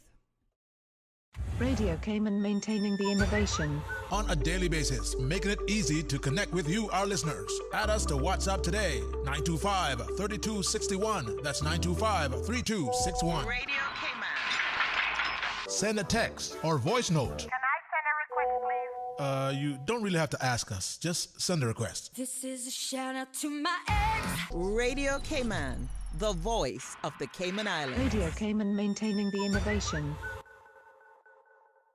Celebrate Cayman invites you to the dedication and groundbreaking ceremony for Seafarers Park on Thursday, the 25th of February from 4 p.m. to 6 p.m. Come and join us and get a look at the vision and plans for the new waterfront national landmark. Seafarers Park will serve as a site for us all to come together as a community in the heart of our capital. Join in the celebrations at the dedication and groundbreaking ceremony for Seafarers Park at the former Tower Building site on Thursday, the 25th of February from 4 p.m. to 6 p.m. We hope to see you there. We sailed on the sloop John B.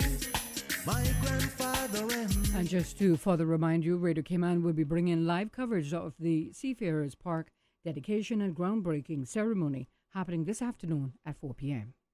Talk today. But I do have some questions. Talk today. Cayman Islands' foremost listeners participation program. Talk today. Because there are more questions than answers. What the public is saying. Waiting to take your calls right now. Sterling Dwayne Ebanks.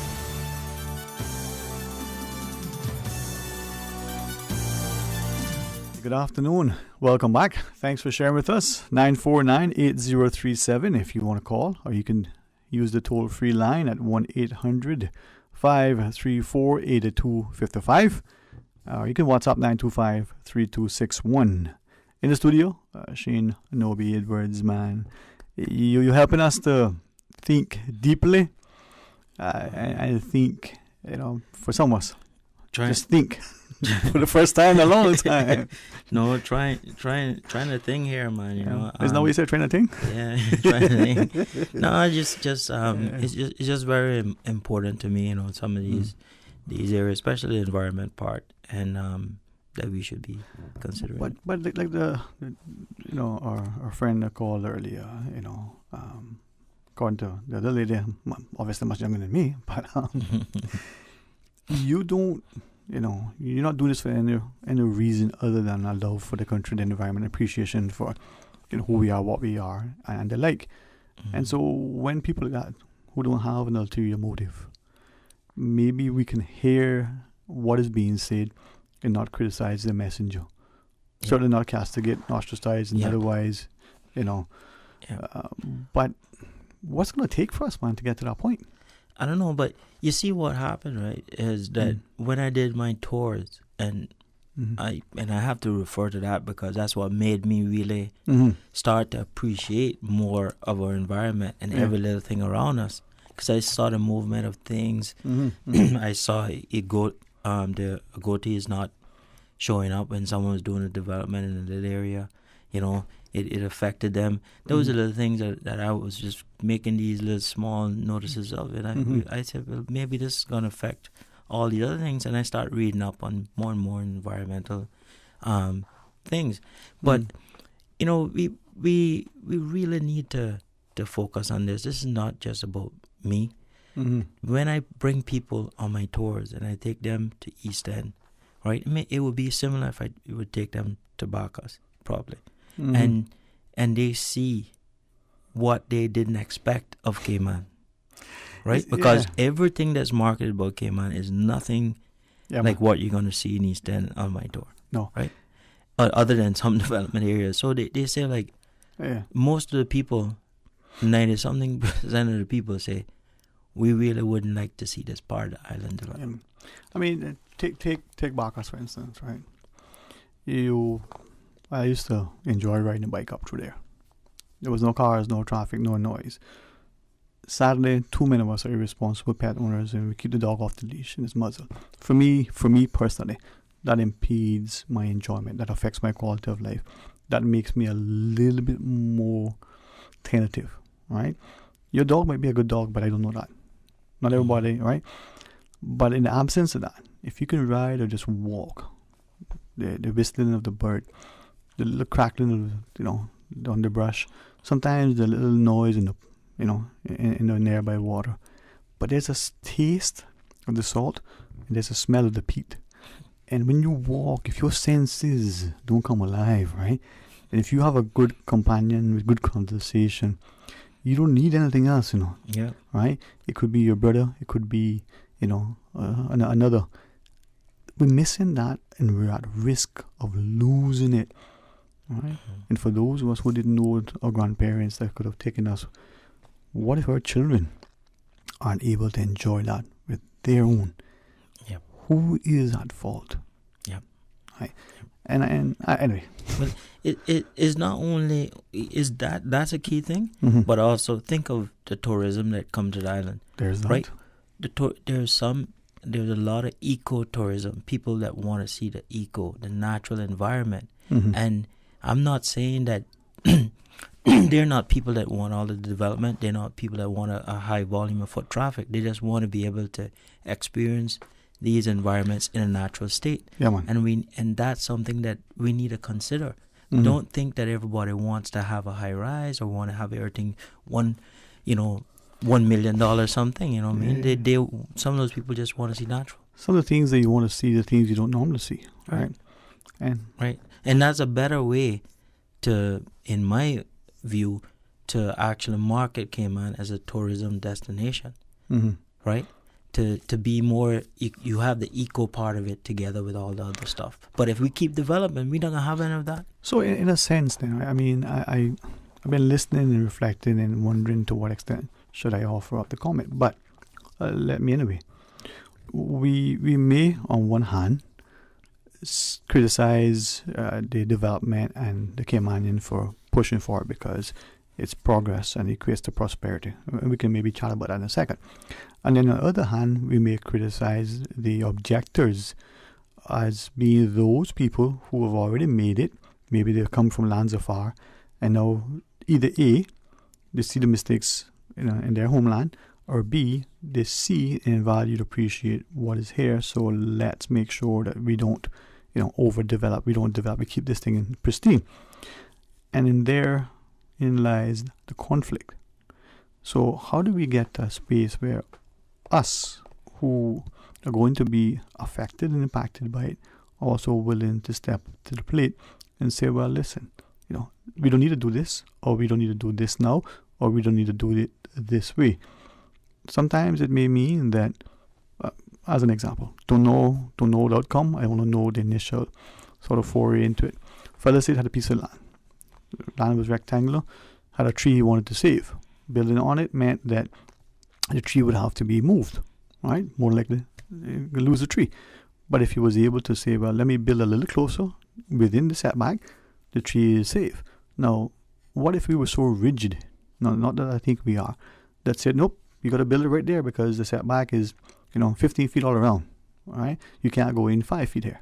Now, we know that there is a complaint that for some people, the setback is so far on the boundary that is into the other person's property. For some people, it seems that, there isn't any sense in what we're doing. So, Nobi, where do we, what's lacking in getting us to that point of appreciation for future generations and value in historical considerations? Boy, I don't know. Like I said, the only way we can do it now is to start teaching the younger ones and try to change some of the minds of the politicians to be more environmentally conscious. And that's it. I'm not saying that they're not, but obviously they need to be more. I hear you, and I think there are many who would agree, but let me even push the envelope one little bit. The politicians could be the best or the worst, right? But again, it's the voter who, unless we have been completely fooled, and I don't think we are, we have a fair and free election process. We have absolute, I think, confidence in the outcome, the results, the operation, the sincerity, the honesty in those who administer the process. And we see it definitely in the voters as we go out and cast our ballots. There's a civility, there's a sense of sobriety and the like. But if the voters aren't making informed decisions, if they aren't saying to the candidate, the prospective candidate, hey, this is, what needs to be, then the promise is nothing but a comfort of food. Well, you're getting to a very good point. Historically, our elections in Cayman have, according to my opinion, have been based on who you like and who you don't like. Mm-hmm. The important issues often get put on the wayside. They don't care if you support the environment. They don't care if you're a person that believe in proper health care. They as long as when they went to you as a politician and said, I need some help, and he said he could do something in that area to get you that help. There's a lot of people that don't only concerned about what affects them. Just put it that way. So when we start getting to where politics or people are making a decision based on being informed on the issues, right, and actually making their decision based on how that politician falls within what they expect of a politician from the issues, then we will get a better base, I think, when it comes to getting the people in that you want. Right. But if it stays that, boy, I'm voting for Sterling, and I know Sterling's a nice guy, right? But I don't know how Sterling feels about the environment. I don't really care about how he feels about the environment. Then how informed is your decision? I know the break, and we'll take a call, but at some point, let me ask you about that. So I'm the candidate, let's just say that, since you use me, and no, I'm not. And I get up on the platform, I make it very publicly known, my view on A, B, C, D, E, F, all of the things, right? When the voter agrees, the voter will come alongside. When the voter is, oh, no, I don't support that. So let's talk about that. The candidate now is being honest and open and putting forward the views, how that would play out. We get into that in a second. All right. We come back, we go to the phones. Let me see if I got any kind of chocolate in the I can find. Just need some energy. Stay tuned for Talk Today. Today's biggest news. Radio Cayman. It's only 2 species that we have on the island. Generations present. Your voice, your choice. It is in the best interest of the people of these islands. Local, regional, international. This is Headlines from Radio Cayman's newsroom. Today's biggest news.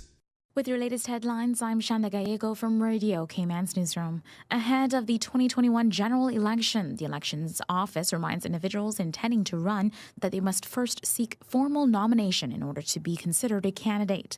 Individuals must submit a completed set of nomination forms to their electoral district's returning officer on the day, that's Monday, March 1st. Nomination Day is an important next step in the process to delivering Cayman's free and fair elections. Turning to international news now, the U.S. is set to release a report widely expected to implicate Saudi Arabia's crown prince in the murder of journalist Jamal Khashoggi in 2018. U.S. President Joe Biden has read the intelligence report and is due to speak to the Saudi king soon. Mr. Biden wants to recalibrate ties with Saudi Arabia, which became closer under President Donald Trump. Khashoggi was brutally killed in the Saudi consulate in Istanbul, Turkey. The crown prince denied involvement. China has denied that it required U.S. diplomats to undergo anal swab tests for coronavirus. U.S. media reported that diplomats had complained after being made to undergo the procedure. Some Chinese cities have introduced anal swabs, with experts there claiming they can increase the detection rate of infected people. China's foreign ministry spokesperson denied the claims on Thursday, telling a press conference that China has never required U.S. diplomatic staff stationed in China to conduct anal swab tests. Last week, the Washington Post reported that some workers had told the U.S. State Department that they had been subjected to the tests. It is not known how many U.S. diplomats may have had the test.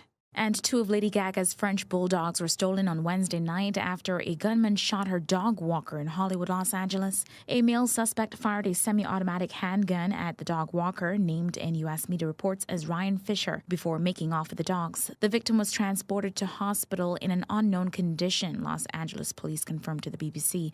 Lady Gaga has offered a reward for the return of her dogs. She is said to be offering $500,000 to anyone who can return the dogs. Those are your latest headlines here on Radio Cayman. I'm Shanda Gallego. For the latest in news and information, follow Radio Cayman on social media, Facebook, Instagram, Twitter. Download the Radio Cayman app or log on to our website, radiocayman.gov.ky. Your voice, your choice, your radio. Talk today. But I do have some questions. Talk today. Cayman Islands' foremost listeners participation program. Talk today. Because there are more questions than answers. What the public is saying. Waiting to take your calls right now. Sterling Dwayne Ebanks.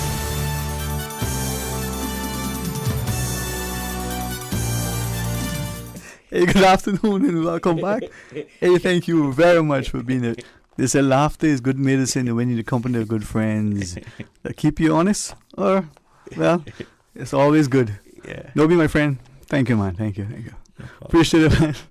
All right, Susan's there. We got to call her, Miss Susan. All righty. Hey, good afternoon and welcome. Thanks for calling. Hello, good afternoon.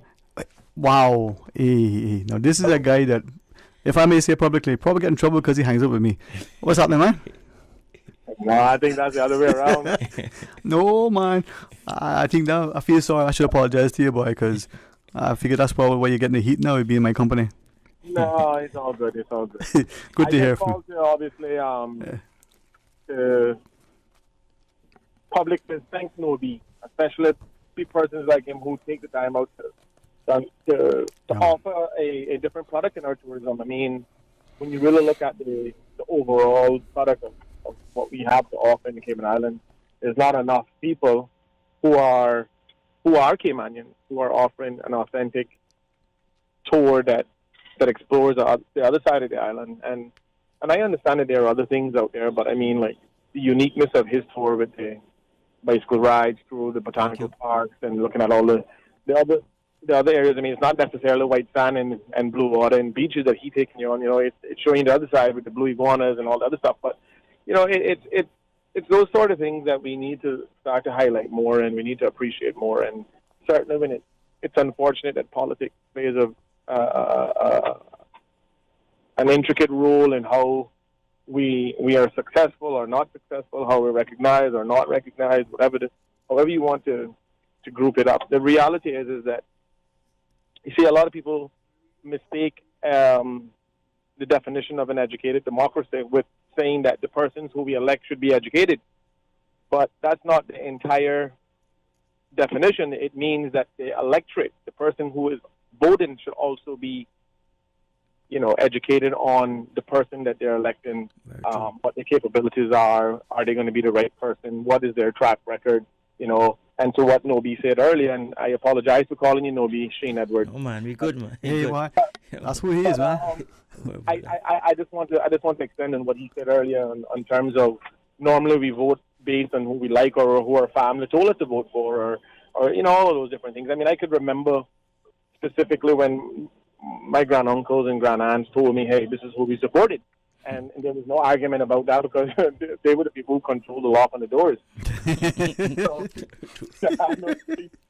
But and then again, and you also put a lot of faith in your family, knowing that whatever decision they made, you could pretty much bank on that. Right. You know, we had a lot of moral respect and mutual respect for each other as kids and adults, where we put a lot of faith in our elders. So we see now where, you know, there's been a constant erosion at the moral quality of our society. The fabric has changed in such a way that we have somehow, you know, guarded or gated out or for lack of a better term, locked out the local influence and a lot of the things that we see happening now locally. And that's unfortunate because we are the electorate, we are the politicians, we are the legislative creators, but yet somehow we've seen to go so far down the opposite path, where Caymanians are just being marginalized on almost every level. But what I will say is that, you know, in this upcoming election, and I am very pleased to see that the Premier has made the announcement and have taken the position to strike a better balance between cruise tourism and stay-over tourism. I think that is a step in the right direction. Very true. I think that it's important that we don't disregard our environment and our quality based on numbers only, because the model that we were once operating on, that we have now forcefully had to shut down, was not working. It was working for those who worked directly in the industries, who were collecting off the mass numbers. But there was a lot of spin-off negatives from that, from the environment, from the quality of the experience, and all these different things were the negative effects. Very true. So we have a unique situation, and again, I'll say it again, that I think that the Premier made the right decision in terms of relooking at the industry so that we can strike a better balance. I mean, I've said on every single public meeting that I've ever had for CPR, when we were advocating and stressing this point, that we have to have the perfect balance where one industry don't jeopardize the other. And certainly we must understand the financial gains from each industry. And it was very clear, because stay-over tourism generated 80% of the revenue came from tourism, and the other 20% came from cruise. However, cruise put more people on our shores than stay-over annually, and that was a telltale sign that we needed to create a better balance. So now we're at that point. I think that the policymakers, and I hope that whom are running for election, if they are successful, if they're new, that they can all collectively work together for the better outcome of Cayman. And there are some policies and legislation that need to be reshaped in order to be inclusive or more inclusive of Caymanians across the board. And we need to be able to harness our harvest so that they could be positive contributors throughout our society, so that they are the benefactors of the things that are available. Because 30,000 work permits is a clear indication that we don't need job creation. We need job security, job quality, and job placement. And until we have comprehensive training programs that allow our Caymanian people to understand the intricacies of each industry and the benefits of each industry, and understanding that we gotta have plumbers, we gotta have electricians, we gotta have carpenters, we gotta have garbage men, we gotta have all of the institutions that create the way of life that we have to be manned by someone. And yes, we're going to need to bring in labor because we don't have enough Caymanians to take every post. We understand that, but is it too hard to believe that we should employ every willing, ambitious, qualified Caymanian before we consider anything other than? So, you know, we don't have to be anti anything to be pro something. You know, we have to be reasonable on our approach.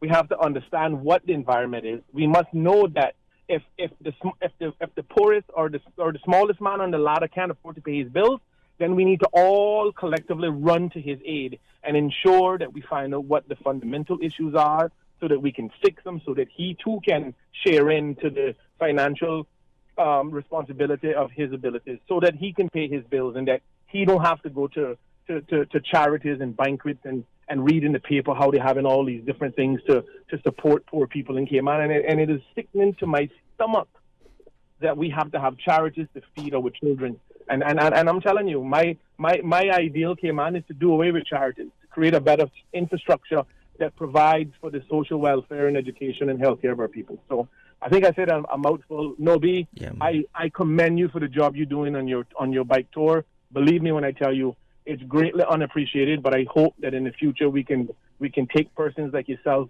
and put them to the forefront of what our tourism product looks like. Thank you, man. Appreciate it. Wow. Hey, thanks very much, Mario, man. And hopefully catch up with you. Hey. This guy, he actually got his information down packed. Yeah, man. And he speaks direct to the issues, which I really like. Always. Been for a while, and you know, I kind of wish he would be able to run and get elected, but you know, he made some very good points there. I mean, not only just about my bike tour part of it, but you know, job security and those kind of things are very, very important. and we need to seriously look at it. Indeed, man. I haven't really analyzed the overall impact compared to stay-over tourism, and those with on the cruise ships, but it's very easy to see that the impact cannot be as great with tourism, meaning the cruise ship compared to overnight stays. Yeah. And that'll affect everybody. But I'm very happy to hear that there's been some sort of clarity from the government in what they want to do. I haven't really looked at that yet, but I'm very happy to hear that. Necessity is the mother of invention, huh? Anyway, let's pause. Yeah. Take the final break, quick, short. When we come back, we'll pick up a couple of callers. Stay tuned for Talk Today. Red Sky at Night. Terrific live music, actors, dancers, poets, and children's activities. Over 100 artists and artisans selling art, crafts, jewelry, and accessories, and delicious local food. Red Sky at Night at the Harkwell Cultural Center, Saturday, February 27th. 2 sessions, 2 until 6 p.m. and 7 until 11 p.m. Don't miss out. Tickets on sale now for both sessions at eventpro.ky, a CNCF production. How can you take your business from good to great and thrive in the new normal? By finding the smartest, most powerful IT solutions to optimize your business operations. And now, Digicel Business Hub is making it simple for you. High-speed Wi-Fi, mobile and office phones, IT security, Microsoft Office with Teams, and much more. Everything your business needs to level up in the new normal. Get world-class IT for your business with Digicel Business Hub. Sign up today. Call us on 623-3444 or visit our website, digicelbusiness.com.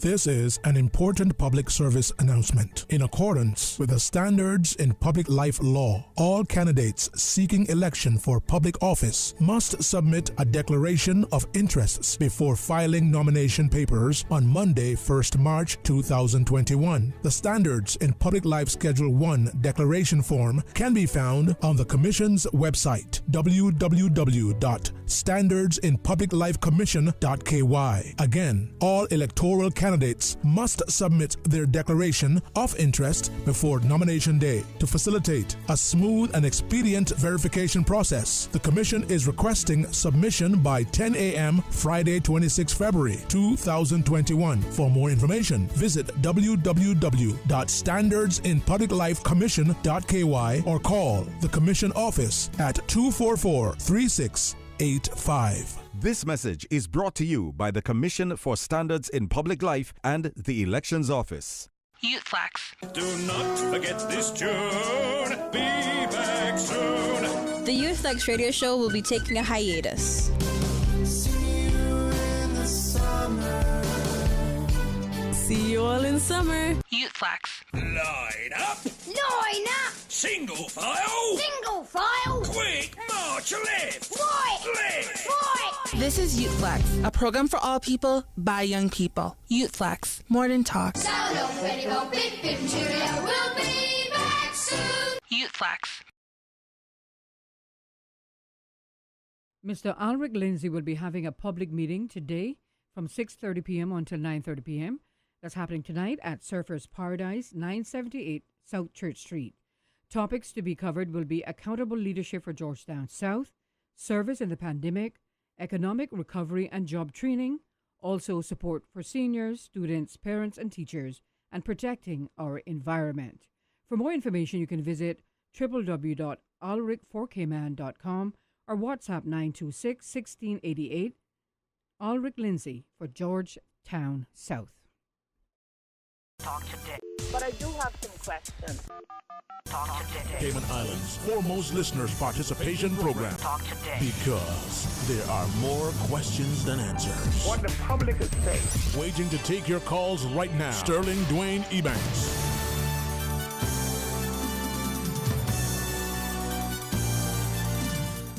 Good afternoon. Welcome back. Thanks for your company, your time. Thanks for your contributions, your comments, your questions. Hey, just a conversation. Sheen Nobi Edwards is our guest as we go to the phones. Hey, welcome. Thanks for calling. Hello. Hey, Q, what's up, man? Good afternoon, Mr. Moderator, and good afternoon to your guests. How are you gentlemen doing today? Good afternoon. Yeah. Awesome, man. Awesome. Bye. Blessed, man. Yeah. Excellent. I'm doing the same. I am blessed, highly favored, That's good. and I'm displaying an attitude of gratitude. I find when we have an attitude of gratitude, life is just simply better. Amen. Correct. And great job over the weekend with you being the host or the commenter and at the what do they call it? The little event in Georgetown. Great job. Family Fun Day. The Family Fun Day Yeah, at Family Homestead Fun Day, Day, okay. hosted by Mr. Kenneth Bryan. Right. Yeah, man. Yeah. Great job. It was beautiful. All right, so let me say good afternoon to you gentlemen, and of course, by extension, all your listeners. I'm Quincy Brown. I'm calling from Georgetown, Grand Cayman. It's a beautiful day in Georgetown as I canvass, as I go out and about. And I must hasten to say that you have a high caliber of listenership and a high caliber of members of the community who call this program. Mm-hmm. I noticed that persons who are deciding whether or not they will run or not run, I'm not hearing them calling the talk show too often. What I'm hearing is people who are campaigning, people who are working to get persons elected, like myself. We're the ones making the calls to the talk show, not the candidates. Isn't that interesting? It is. It is. Having said that, I would like to say a special good afternoon to Joel Wilson and Paula Cal. You know, we have resumed the Black Party Block. Well, Black Party Block on a Friday at Radio Cayman never did stop. There are times I wasn't always able to call in, but we have restarted where it's been 3 Fridays in a row.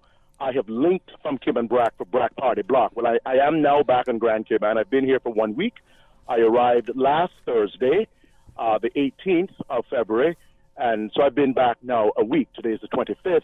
And I just want to give you a very quick update of what I've been doing. I won't be long-winded. Let me get straight to it. But only to say that we're in full election campaign mode, even though nomination day isn't until March 1st. We have a good idea of who is potentially going to run and who will not. I am very thankful that Radio Cayman gives us the opportunity to get our messages out. Of course, paid political announcements must go through sales. But I want to continue with Black Party Block. So on Friday, with Norma's permission, I'll either call in or come in studio to continue that. But let me say that since I've been back, the Cayman National Cultural Foundation has put on a sterling event last Thursday night. Pun intended, sterling. Yes. Why hit me so hard? I thought I was sitting. Sterling is a good name. It really is, and I like its definition as well. So congratulations to all the awardees at the award ceremony last Thursday night at the Hartwell Theatre. Don't forget that Red Sky at Night is coming up. That's going to be good as well.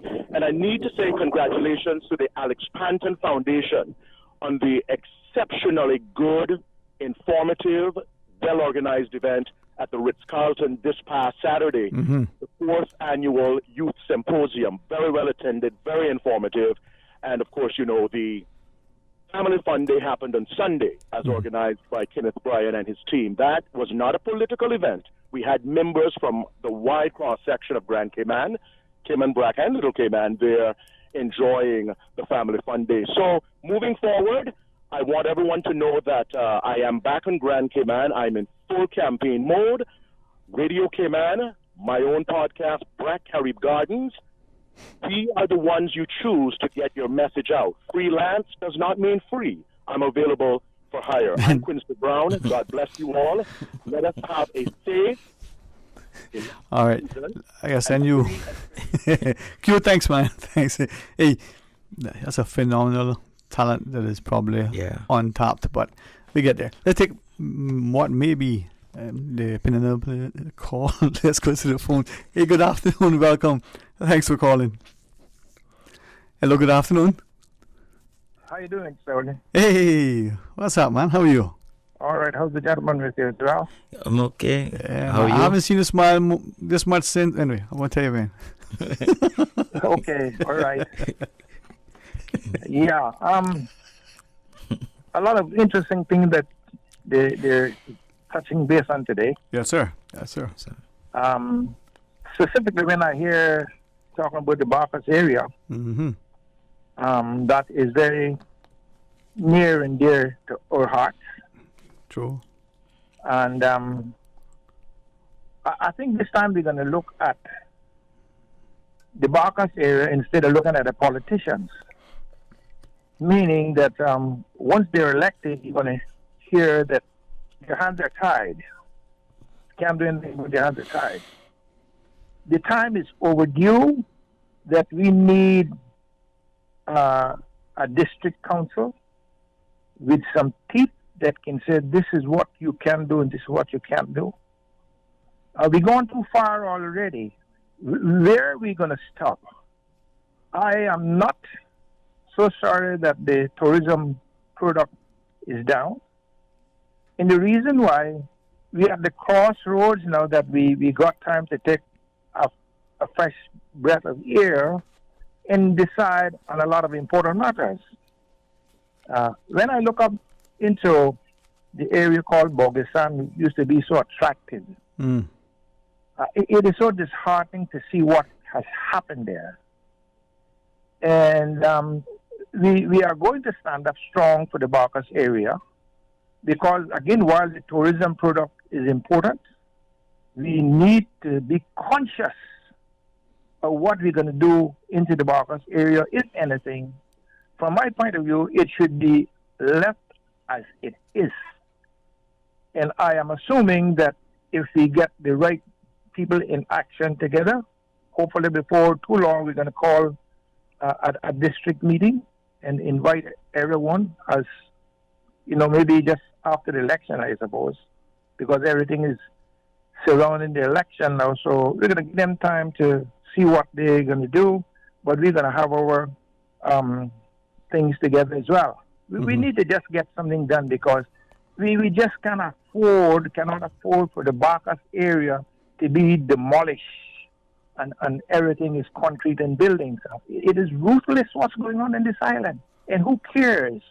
Nobody cares because of the dollar bills. If we're not careful, we will have one of the most undesirable destinations anywhere in the world. People are not coming here to see concrete. It is something that we need to take stock of and say, you know what, this is enough. Before anything else can go on, we need people with guts and say, your property, but hang on now, this is what is going to be. But you can't tell a man what to do with his land. No. Like the guy in Nigeria say, this is your land, you bought it, this is our land too. So that's the kind of attitude we have to have if we are going to save the Cayman Islands. Gentlemen, thank you so much and have a pleasant day. Thank you again. All right, well, thank you very much. Thank you very much. And as the caller was sharing, we seem to get to the point where sometimes we only dictate to some, but not to others, even though when the precedent has been set, maybe we're just not there yet. Well, Nobi, the long and the short of it is perhaps the people aren't. Was it that Johan Moxon talks about woke? Yeah, well. This person writes in on WhatsApp. Let me just share this with the listeners as we look. So it's after I think that education of all ages of Caymanians with regard to the value of the environment and land ownership is key. All right. There are those who may, and this could be a discussion if you have time in your schedule in a future session to talk about. There are those who look at land ownership as being that thing that is indicative of wealth. Those who may say that true land ownership, if it's not being put to use, for instance, if you live and work elsewhere, but you've sort of land banked here, so you've got large tracts here, and it hasn't really made any contribution to the community, that there should be some sort of levy, tax, or otherwise. People have different perspectives. Will these be things that are considered, The person continues to say the Caymanians are selling out their farmland, too easily. It's a consideration. But then again, it comes back to, what is the mantra and ethos of our populace? What is the, that thing that gets them to appreciate the service and sacrifice of, their ancestors, and what is it that they're willing to do equally for future generations? If you cut down the tree, you might be able to cut the mango at the very top, but it will never bloom, blossom, nor bear fruit again. You know what I mean? So be it, my friend. So be it. We'll have to see, man. Well, Well, the concern here is that I'm happy to hear that some people agree with me that it's key. Mhm. But the concern here is how much of the people who can make a difference Mhm. agree that it's key. Because, obviously it doesn't seem like the common person speaking about these issues really matter to the people in charge. But if we get this, we get more people interested in seeing a movement that would really focus on our environment more. I think we would probably see some change. So the question then is, are there common ideals, views and values that are shared by a significant large enough percentage that can sort of parlay its way into public policy? Equally, if we were to do a distribution of our population, and instead of looking at it solely from a census perspective, but to extrapolate from that, the Caymanian sort of ethos, does that accord with everybody else's? And is that part, if only sort of limited to the registered voter who actively engages, will that then convey with strong conviction a message that, in this instance, since it's our discussion, environmental protection, environmental preservation, but the thing that enhances the quality of life needs to be paramount. It's not just about 50-story buildings or expanded roadways, or it has to be something else. So it comes down to the people. Yeah. Well, traditionally we have gotten most of I guess when these developments happen, they see the stamp duty or they see the permit fees or whatever as a good income, and they're large. So it's not like me building a house that is 1,000 square feet as a small man, and they're just getting a small fee, right? But it's large, so it's a huge fee that's coming in, and we have to have some sort of income. Yeah, man. And that's probably what has been traditionally the issue. On top of that, what I've found is that a lot of Caymanians, you're talking about sale of Caymanian property, a lot of Caymanians were getting to the point where they get sick as they get older, so they'll sell their properties because they need the monies, and rightfully so if they want to use it for that resource. But that is, it's kind of hard that we get to that point. How do we prevent that? I don't know. Yeah. Well, maybe it's a rethink of our social policies and our political strategies, because as it caused us not to throw out the baby with the bathwater. Yeah. Again, discussions for another day. Discussion for another day. Maybe I'll find my way up on your part of the world soon. Yeah, hopefully you come up and you can see what's going on. But yeah, man. My ploy is Collier's Pond should not be up for sale. Yeah, man. Yeah, man. Collier's Pond should be protected, as well as other unique properties in Cayman.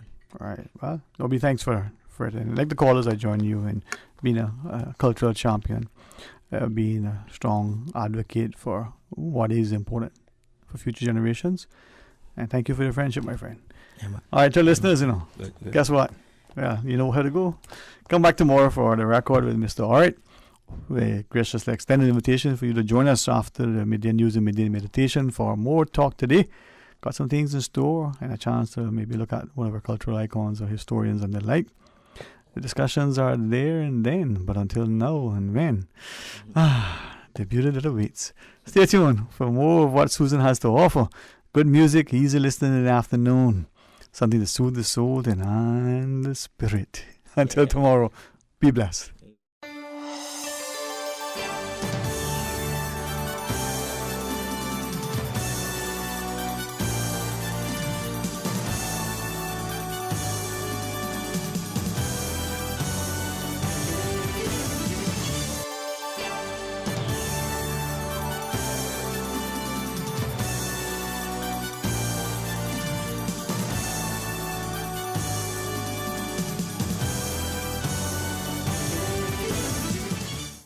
Shaken yet standing.